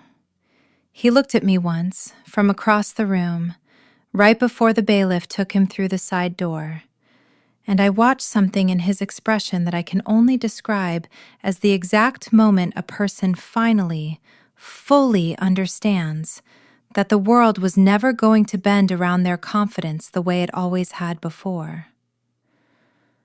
It wasn't satisfying in the cartoonish way I might have expected, months earlier, sitting in a coffee shop, watching him destroy a server rack in real time. It was just quiet. Final. The specific kind of quiet that comes after a very long, very loud problem has finally, permanently stopped making noise. I drove home along the coast afterward instead of taking the highway, windows down, radio off, letting the salt air do whatever it is salt air is supposed to do for a person's nervous system. Milo was waiting at the door when I got back, tail going like a metronome set to an enthusiastic tempo, entirely uninterested in federal sentencing guidelines and extremely interested in whether I'd remembered to bring him anything. I hadn't. He forgave me within roughly 4 seconds, which is more grace than most humans manage. Life at the agency settled into a rhythm I hadn't realized I'd been missing for years. There's a particular kind of peace that comes from working somewhere the org chart isn't constantly being redrawn by someone trying to justify their own existence. Director Whitfield ran his division the way Odalis used to run her team, precise, demanding, but fundamentally uninterested in theater. Nobody scheduled a meeting called status alignment unless there was an actual status that actually needed aligning. Nobody handed a stranger the keys to a classified system because he had a hoodie and a strong opinion about legacy code. It was, frankly, a little disorienting at first, the way silence is disorienting after you've spent years bracing for the next fire alarm. I was given my own small team within 3 months, not because I'd asked for one, but because Whitfield had apparently decided that whatever I'd done with that disguised drive and that midnight recovery deserved more than a corner office and a pat on the back. 4 analysts, a modest budget, and a mandate to harden 3 legacy nodes that hadn't been touched by anyone competent since the Obama administration. I inherited a young analyst named Marcus, who reminded me uncomfortably of myself at that age.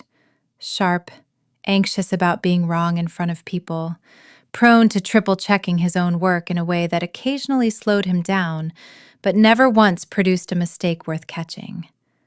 I liked him immediately, in the specific, guarded way you like someone you recognize a piece of yourself in. "Is it always this quiet?" he asked me during his second week, glancing around the windowless room like he was waiting for something to go wrong just to break the tension.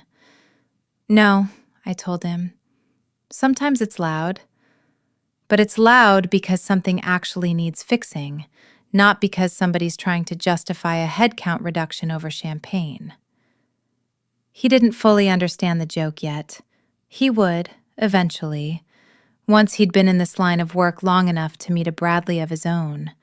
And there's always a Bradley, eventually, in every field, in every building, wearing a slightly different fleece. I made a private promise to myself that when Marcus met his, I'd be somewhere close enough to help him through it, the way nobody had been close enough to help me through mine until it was already a federal case.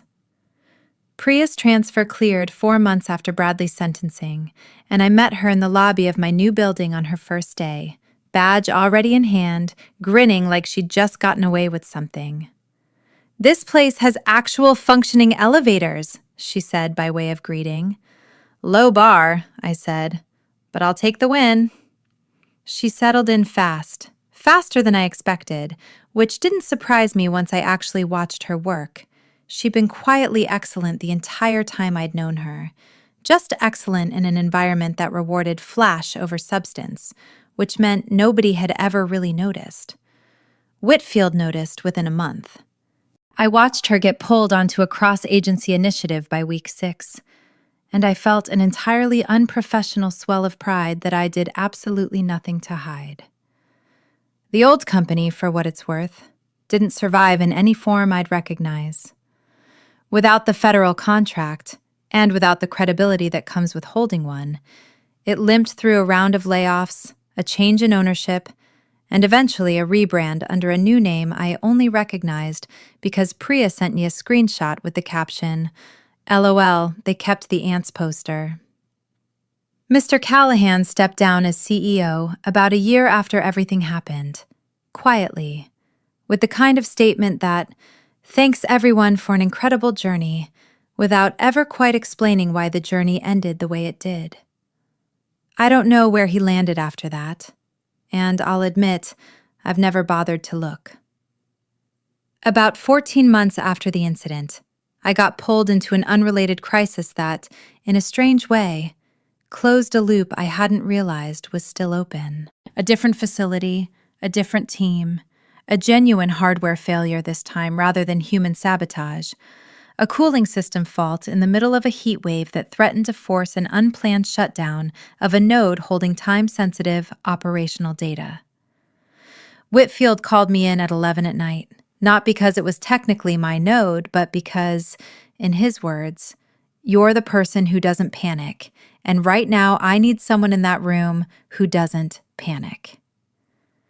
I drove in with Milo's leash still clipped to the hook by my front door, out of habit, the same reflexive gesture I'd made the morning everything with Bradley finally exploded, and I laughed a little at myself in the dark car, alone, The way you laugh at the version of yourself who's finally, fully become who she was always going to be.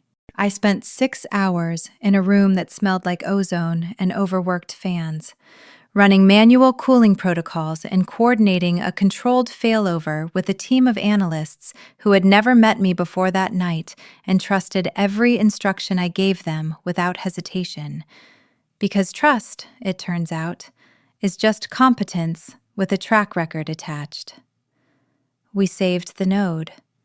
Nobody outside that room ever knew how close it had come to a very bad, very expensive morning.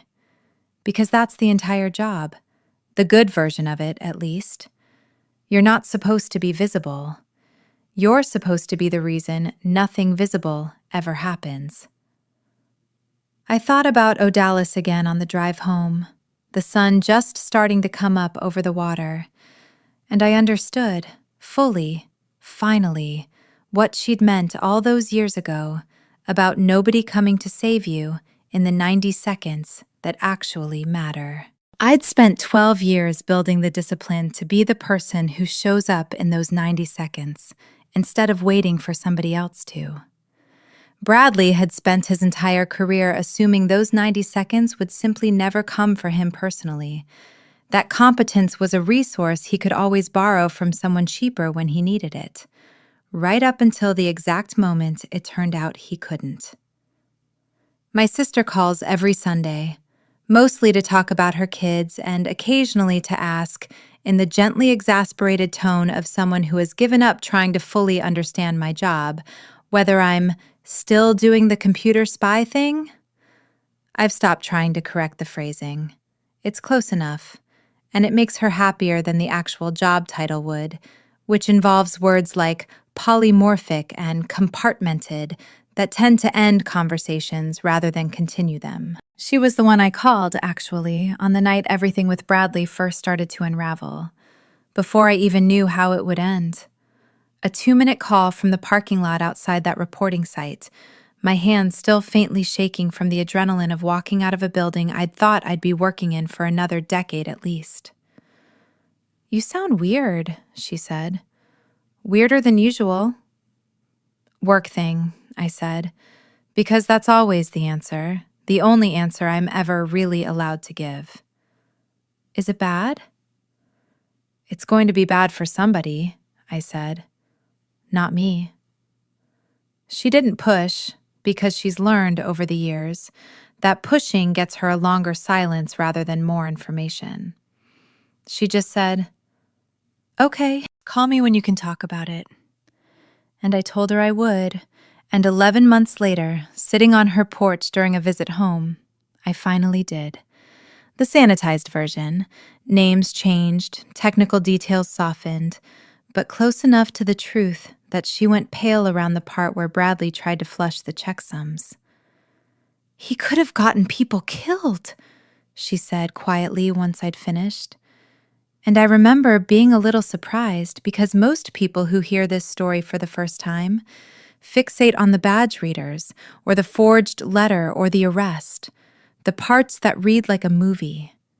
She'd gone straight to the actual stakes underneath all of it.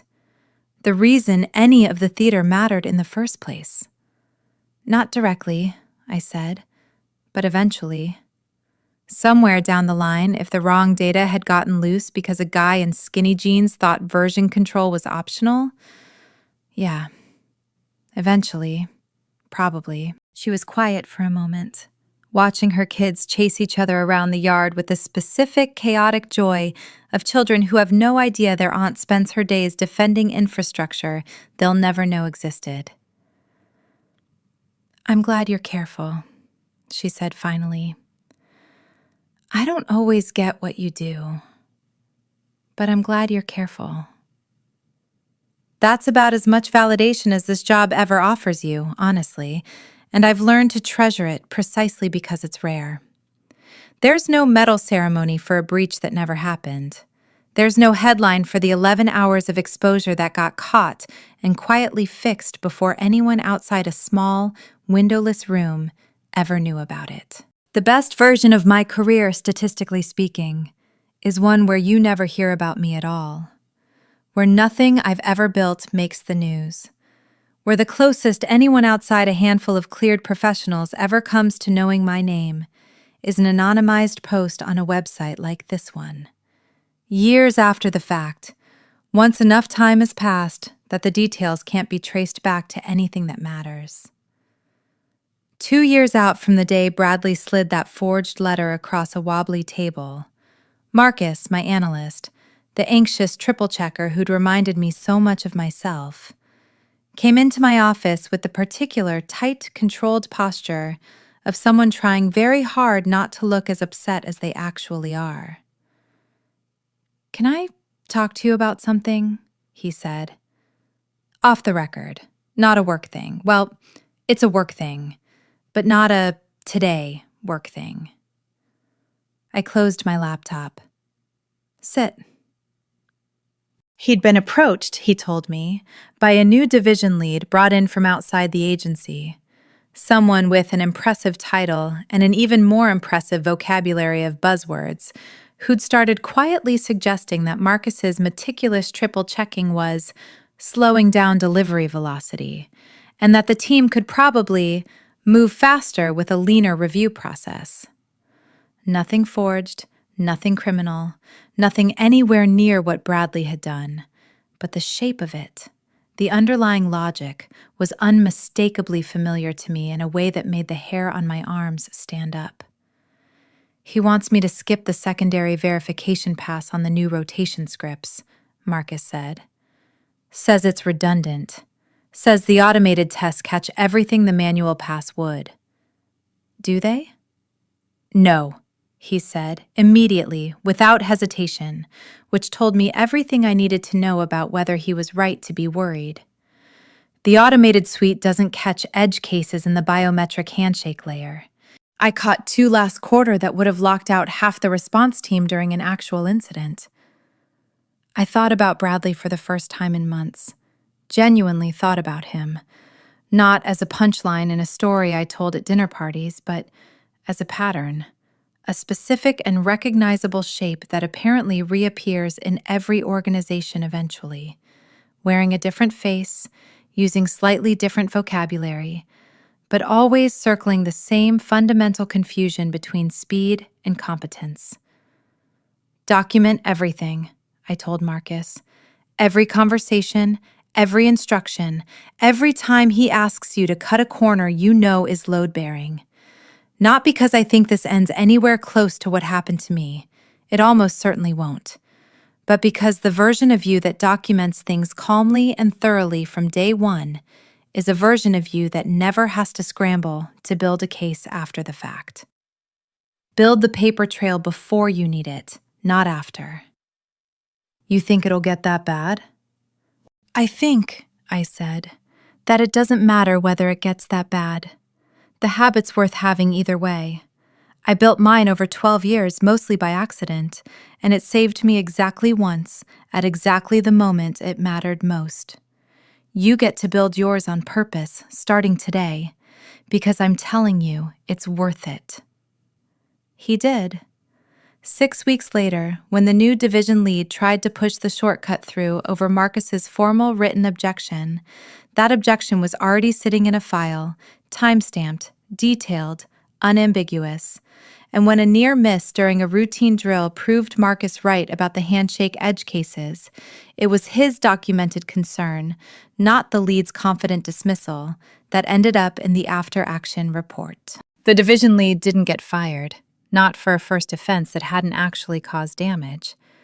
But he got reassigned somewhere with considerably less authority over anything load-bearing. And Marcus got a note in his file that I'm told will follow him, favorably, for the rest of his career. I didn't tell him the full story about Bradley until after that, the real version, not the sanitized dinner party cut, because I wanted him to build the habit for its own sake first, not because he was trying to avoid becoming a cautionary tale he'd heard secondhand. Habits built out of genuine understanding last. Habits built purely out of fear tend to evaporate the first time nothing bad happens for a while. "So that's basically what happened to you," he said, once I'd finished telling him, Sitting in my office 2 years and some change after the fact, the whole thing feeling, for the first time, less like an open wound and more like a story with an ending I could finally hold at arm's length. Basically, I said, except I didn't have anyone telling me to document things in advance. I got lucky that my instincts were already pointed the right direction. You weren't lucky, he said. You were just paying attention. I thought about that for a long time after he left my office that evening. He wasn't wrong. Luck is what people call preparation after the fact, when they don't want to give the prepared person too much credit for something that looks, from the outside, like it simply happened to them rather than something they spent over a decade quietly building toward, one boring, unglamorous safeguard at a time. I got a letter about a year into Bradley's sentence, forwarded through the agency's mail intake because it had somehow been addressed to Dana, Cryptography Department, with no last name and no return address that meant anything to me, until I opened it and recognized the handwriting immediately. Small, cramped, aggressively slanted. The handwriting of a man who'd clearly been taught in some expensive private school that cursive mattered more than legibility.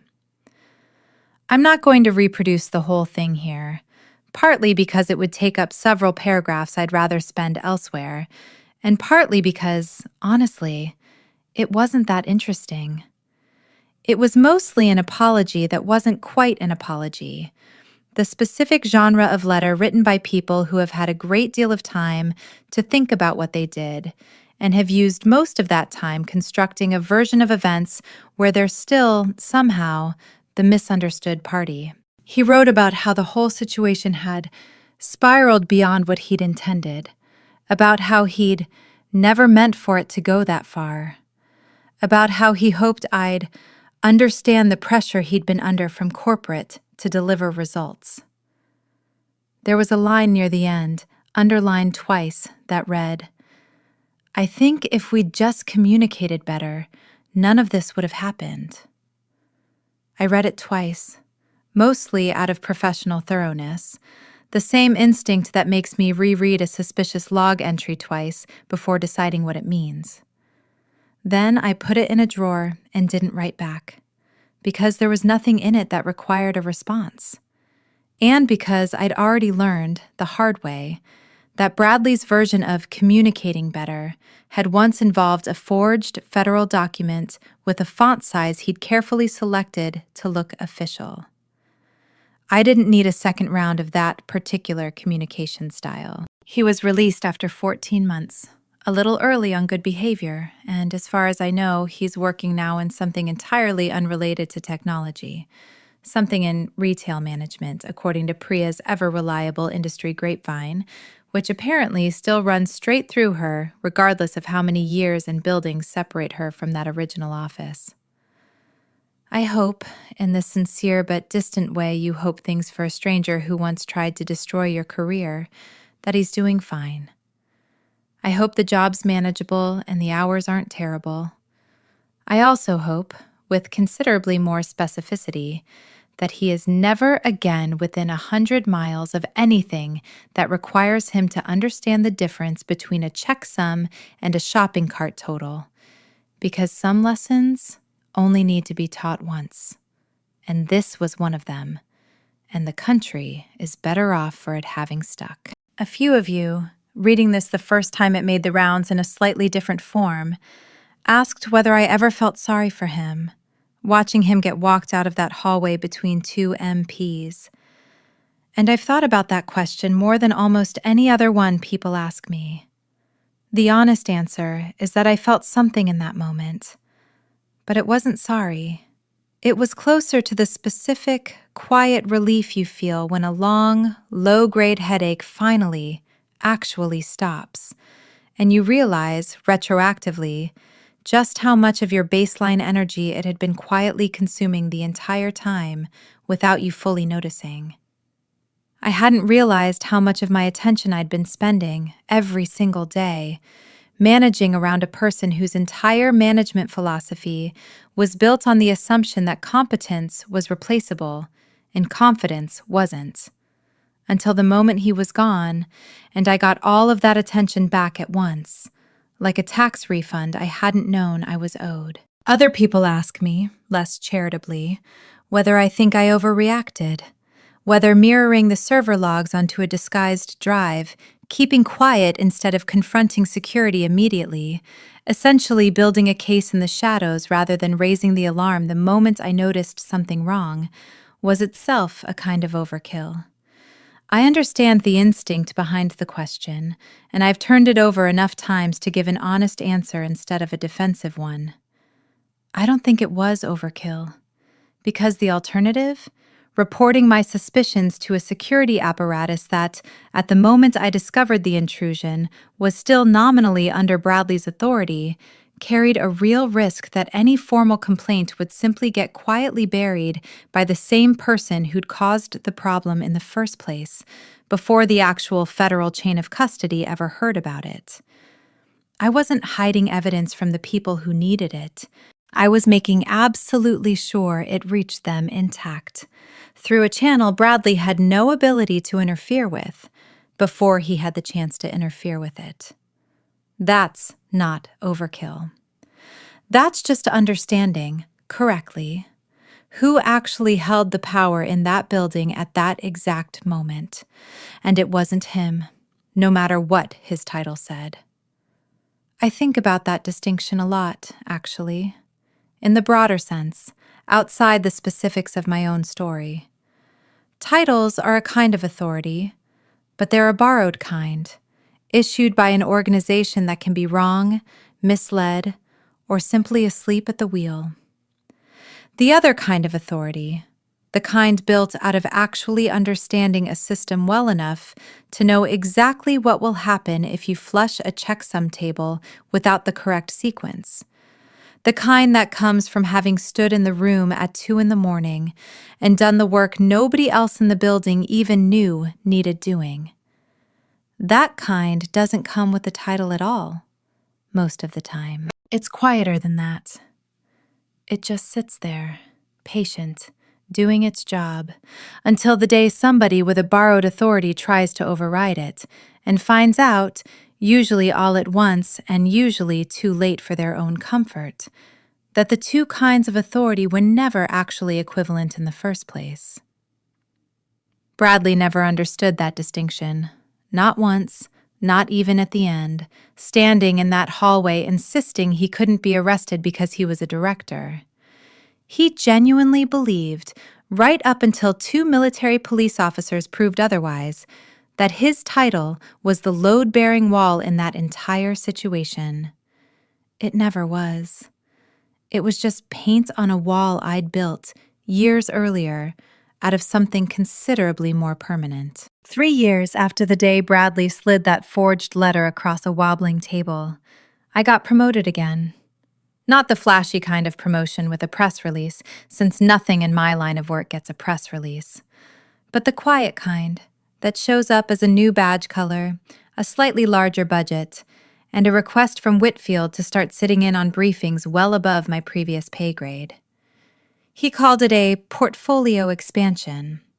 I called it, privately, the moment I finally stopped flinching every time an unfamiliar meeting invite hit my calendar with the words status and urgent anywhere in the title. The new role put me in rooms I'd never expected to sit in, reviewing security postures across a dozen different facilities instead of just my own, which meant I spent a fair amount of my first 6 months discovering that the specific flavor of Bradley, confident, underinformed, allergic to being told no by anyone with more expertise and less authority than himself, is not, unfortunately, a rare species.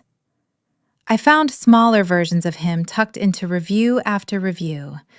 A facility director who'd approved a vendor's streamlined authentication process without ever asking a single cryptographer whether streamlined meant weaker, which, unsurprisingly, it did.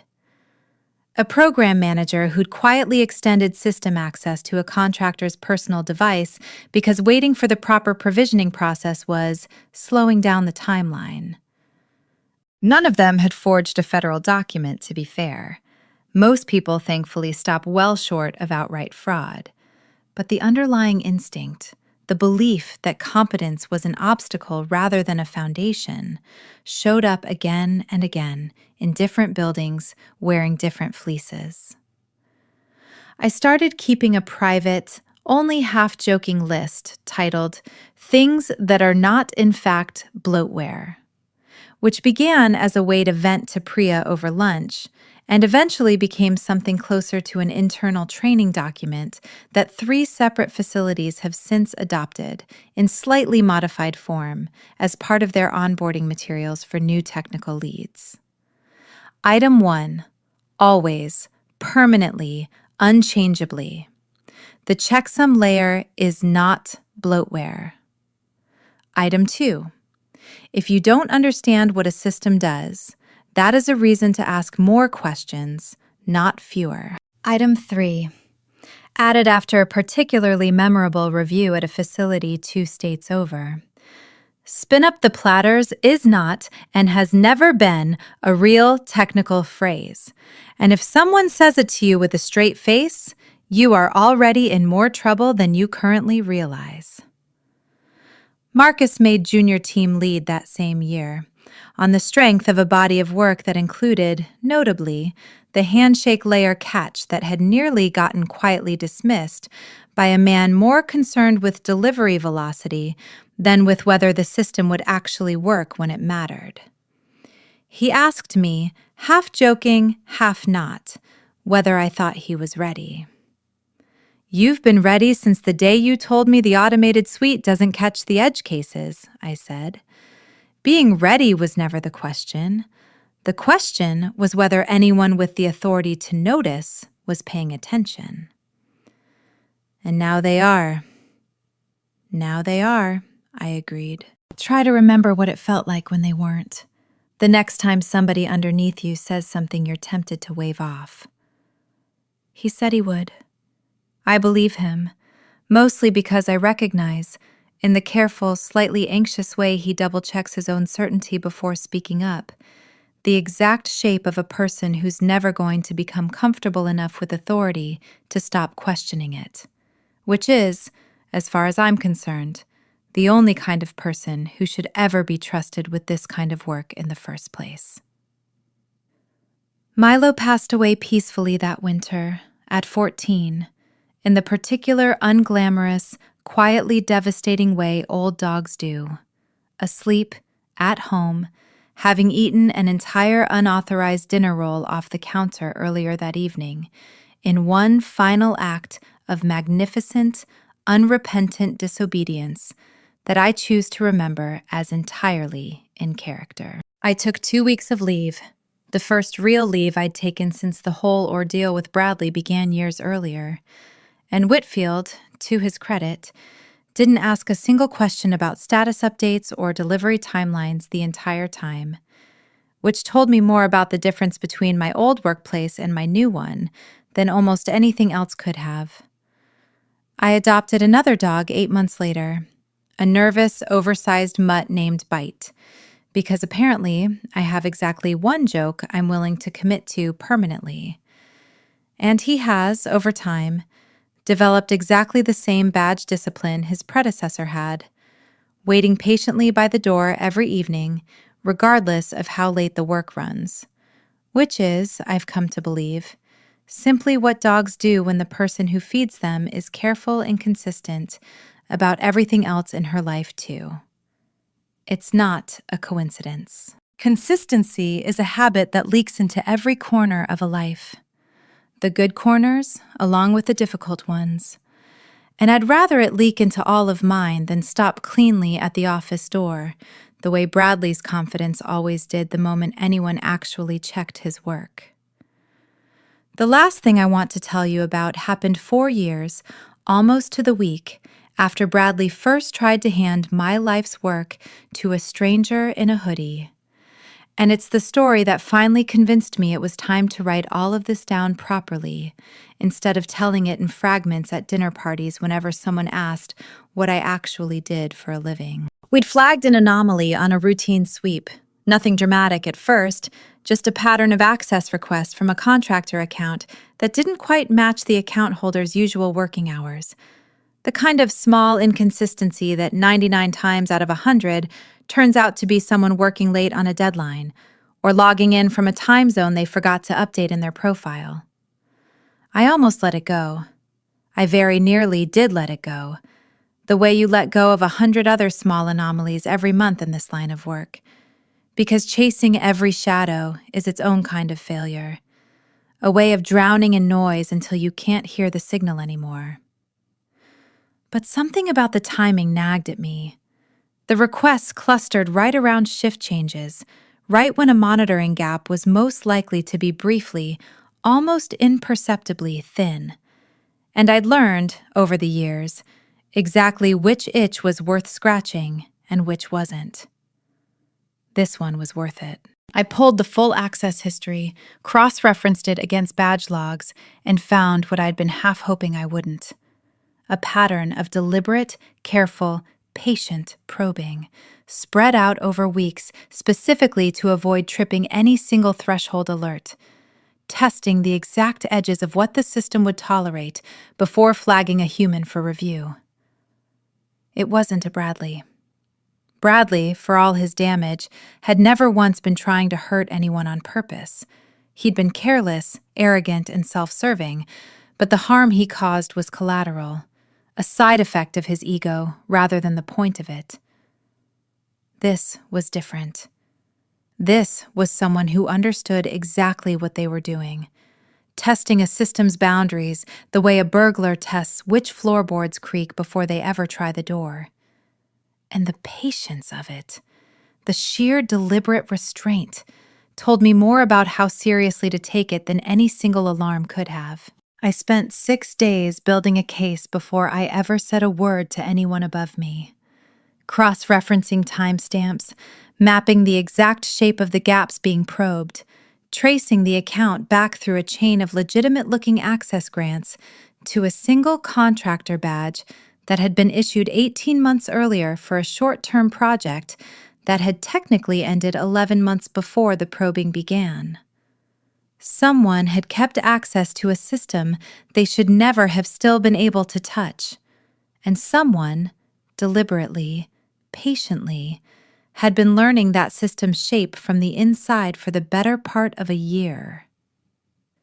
When I finally brought it to Whitfield, laid out with the same clean, methodical thoroughness I'd once used to build a case against a man who couldn't tell a checksum from a shopping list, he read through it twice in complete silence and then looked up at me with an expression I hadn't seen on him before. "How long have you been sitting on this?" 6 days? I wanted it airtight before it left this room. "You could have flagged it on day 1 and let the investigative team build the case." "I could have," I agreed. "But I've learned that a half-built case gets buried by people who don't want to believe it, and a finished one doesn't. I wasn't going to hand anyone a reason to wave this off as routine." He didn't argue with the logic, because there wasn't a version of it he could argue with. The investigation that followed moved fast once it had somewhere solid to stand. The contractor badge belonged, it turned out, to someone who genuinely left the project 11 months earlier, but whose credentials had never been fully revoked due to a clerical gap between 2 different offboarding systems that didn't talk to each other properly. A gap someone else, someone who should never have had that access at all, had discovered and exploited with real patience and real skill. It wasn't foreign intelligence in the end. Nothing that dramatic.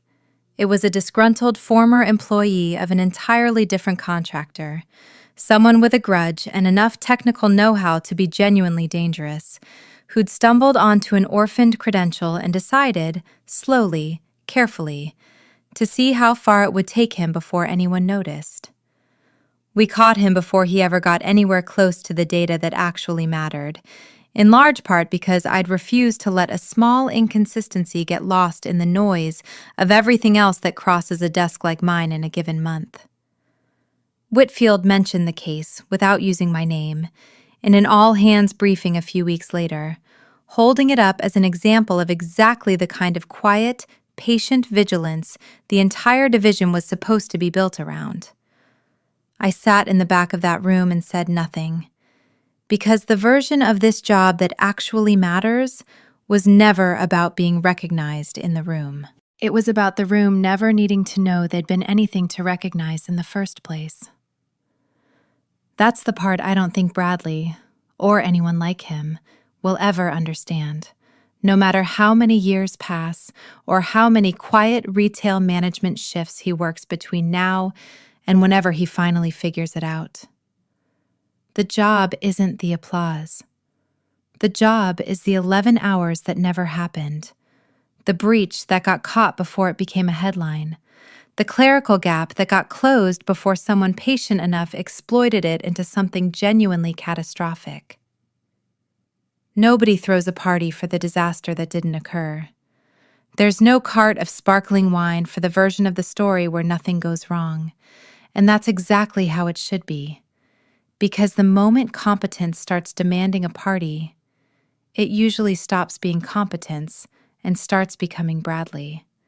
Standing at the front of a room, tapping a spoon against a glass, celebrating a future he has no idea he's about to set on fire. I think about the espresso machine sometimes, oddly enough. The very first image I gave you at the start of all this. Bradley, standing in that break room, fighting with a coffee pod like it had personally wronged him, absolutely certain he understood a machine he'd never once bothered to actually learn. I didn't know it yet, standing there watching him, but that was the whole story in miniature, right there in under a minute, if I'd only known to read it that way. A man who believed confidence was a substitute for understanding, standing in front of a system that didn't care how confident he was, that was simply going to do exactly what its actual mechanics dictated, regardless of his certainty about the outcome. The espresso machine, for what it's worth, eventually got replaced with a simpler model after enough people complained, one with a single button and no settings anyone could get wrong. I've always found that a little bit funny, in a specific, tired way, that the easiest fix for a man who couldn't operate complicated machinery correctly was to remove the complexity rather than teach him to respect it. I wonder sometimes whether that's exactly the instinct that got him into so much trouble in the first place. When the coffee machine confused him, someone simplified the coffee machine. When the encryption vault confused him, he assumed the fix was the same. Simplify it, streamline it, replace the parts that made it work correctly with parts that made it easier for him, personally, to feel in control of. Nobody had ever taught him that some systems don't get to be simplified down to his level of understanding, because the entire point of those systems is to hold a level of complexity that protects people who will never know they were protected. I don't know if he ever made that connection himself, sitting wherever he's sitting now, folding shirts or managing inventory or whatever version of a quiet, ordinary life he's building in the aftermath of the loud one he burned down. I hope, in whatever small and complicated way you can hope things for someone who once tried to destroy your career, that he eventually does.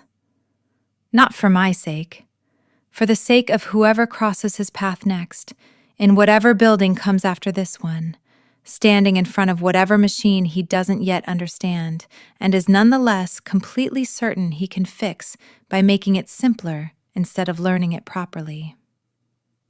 As for me, I still keep a tube of hand sanitizer that isn't hand sanitizer, clipped to the inside pocket of my bag, 4 years and 2 jobs later.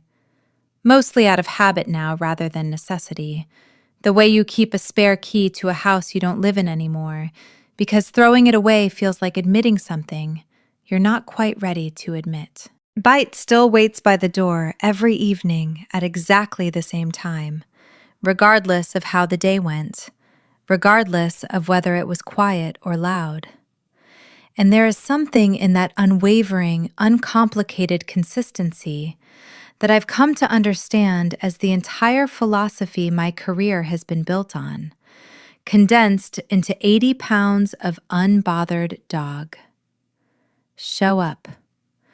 Do the work the same way every single time, whether or not anyone's watching, whether or not the day calls for it, especially when the day doesn't seem to call for it, because that's exactly the day someone like Bradley walks in, fighting with an espresso machine, absolutely certain nothing important is about to go wrong. I still get the occasional message from people who found an earlier, shorter version of this story years ago, asking what happened next, whether Priya's doing well, whether Marcus ever made it past junior lead, whether the agency ever figured out who forwarded that letter from Bradley without a return address. Priya's doing more than well. She made program lead on her own initiative last spring on the strength of work she'd been quietly excellent at for years before anyone finally noticed. Marcus is exactly where I told him he was ready to be, 4 separate times over, each time a little more surprised than the last that I meant it.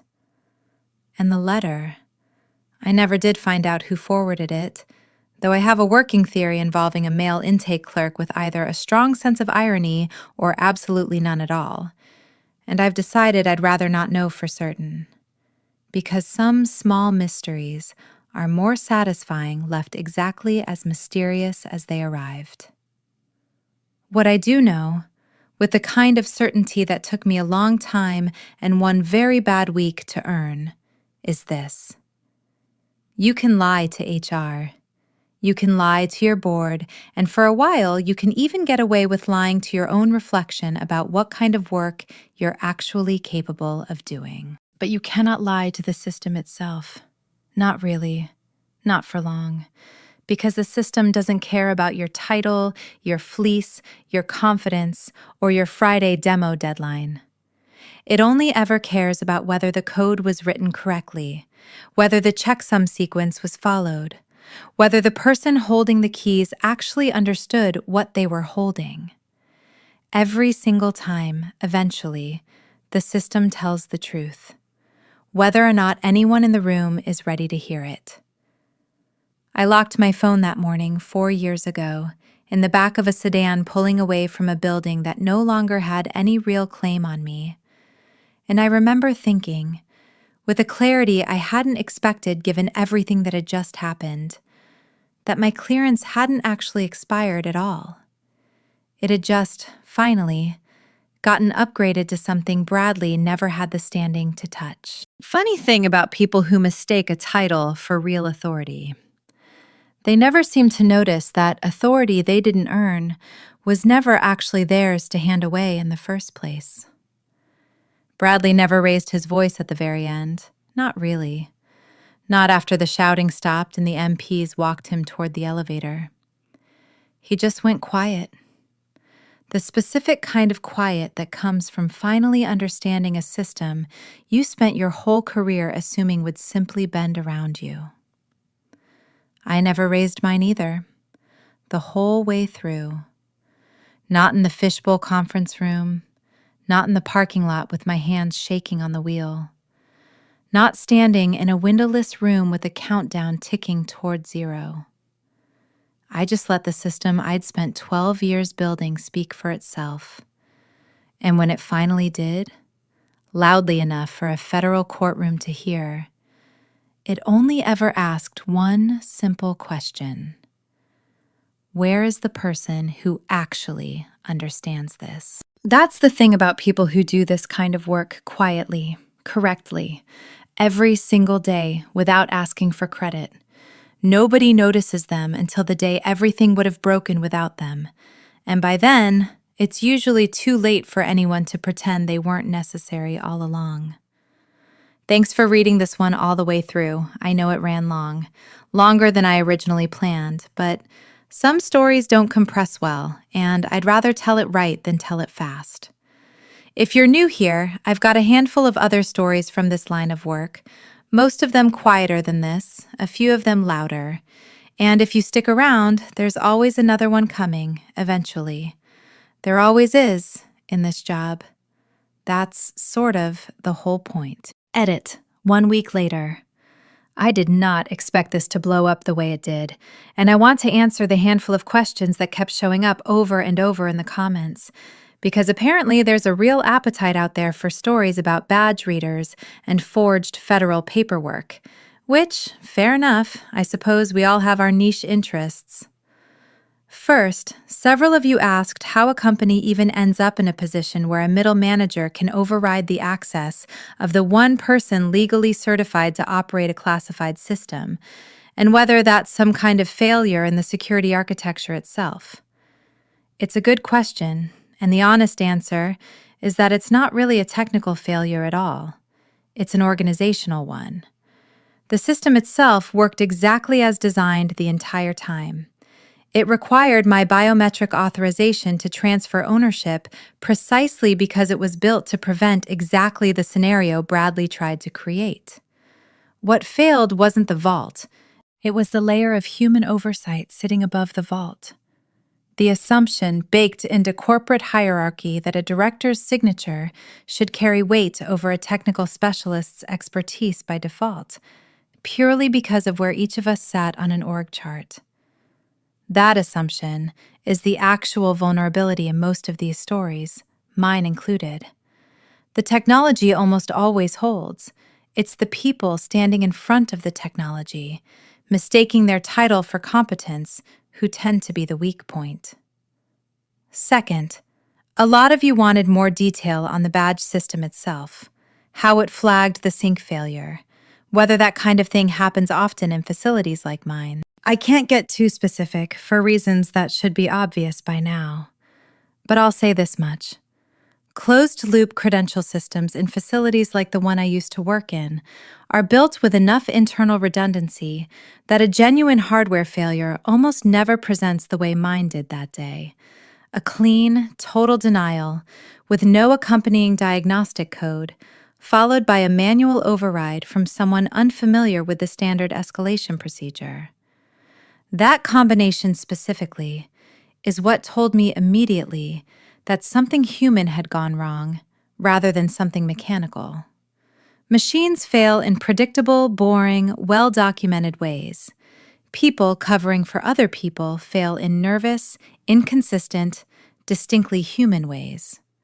And once you've spent enough years around both kinds of failure, you learn to tell them apart almost instantly. The way a doctor can tell a broken bone from a sprain before the X-ray even comes back. Third, and this one came up more than I expected, several of you asked whether I ever worried in the moment that I was wrong, that the badge really had just glitched, that the terminal window really had been some benign process I didn't recognize, that I was building an elaborate case against a man who might have simply been an ordinary bad manager rather than an actual criminal. I want to be honest about this because I think the answer matters more than the triumphant parts of the story. Yes, I worried about it constantly for the entire first day, right up until I found that malformed export command sitting in my access logs, obviously and unmistakably an attempt to exfiltrate a root directory. Before that moment, I genuinely wasn't certain I was watching a crime unfold, rather than watching my own anxiety pattern match innocent coincidences into a conspiracy. That uncertainty is important, I think, because it's the same uncertainty that stops most people from ever documenting anything in the first place. The fear of looking paranoid, of overreacting, of building a case against someone who turns out to have a perfectly boring explanation. The difference, in my case, wasn't that I was certain from the start. It was that I decided to preserve the evidence regardless of my certainty, specifically so that if I turned out to be wrong, nothing I'd done would have hurt anyone. And if I turned out to be right, nothing important would have been lost in the meantime. Mirroring the logs cost me almost nothing if I was wrong. Not mirroring them would have cost everything if I was right. That asymmetry is worth remembering, I think, any time you're standing in that same uncomfortable, uncertain moment, deciding whether a nagging feeling is worth acting on. Fourth, a smaller number of you, and I appreciate the honesty, said some version of, "This seems made up. Nobody actually gets a hand sanitizer flash drive and a military police escort." I understand the skepticism, genuinely, and I'm not going to spend a lot of energy trying to convince anyone who's decided otherwise. I'll only say that the parts that sound the most cinematic, the disguised drive, the cruiser, the countdown on the server rack, are, in my experience, actually the least dramatized parts of this entire account. Because those are simply the standard tools and standard response protocols that exist in this line of work for exactly this kind of scenario. The parts I softened the most, if I'm being fully honest, were the boring bureaucratic ones, the actual paperwork involved in a Category 1 breach determination, the sheer number of forms a federal audit generates, the fact that asset preservation team involves rather more clipboards than it does the dramatic imagery the phrase conjures. Real institutional response to a real crisis is, more often than not, deeply unglamorous. I trimmed the unglamorous parts for pacing. I didn't invent the dramatic ones. They were simply already there, waiting, the entire time, built into a system designed decades ago by people who understood exactly how badly things could go wrong if nobody planned for it. Last thing, and then I promise I'll stop editing this post into oblivion. A few people asked what happened to the New Era Fresh Talent banner. I don't actually know, and it bothers me slightly more than it probably should. I like to imagine it's still rolled up in a supply closet somewhere in that building's current incarnation, forgotten, gathering dust. A small monument to a party that got cut short by a countdown nobody in that room understood how to read. If anyone from that office ever sees this and happens to know its fate, I would, genuinely, like to know. Some questions just stay with you. Thanks again, everyone. This turned into something much bigger than the story I sat down to tell, and I appreciate every single one of you who stuck around for the whole ride. Take care of your systems, double-check your badges, and never, under any circumstances, let anyone convince you that the checksum layer is bloatware. It never is. It never was. It's the only reason any of the rest of it ever holds together at all.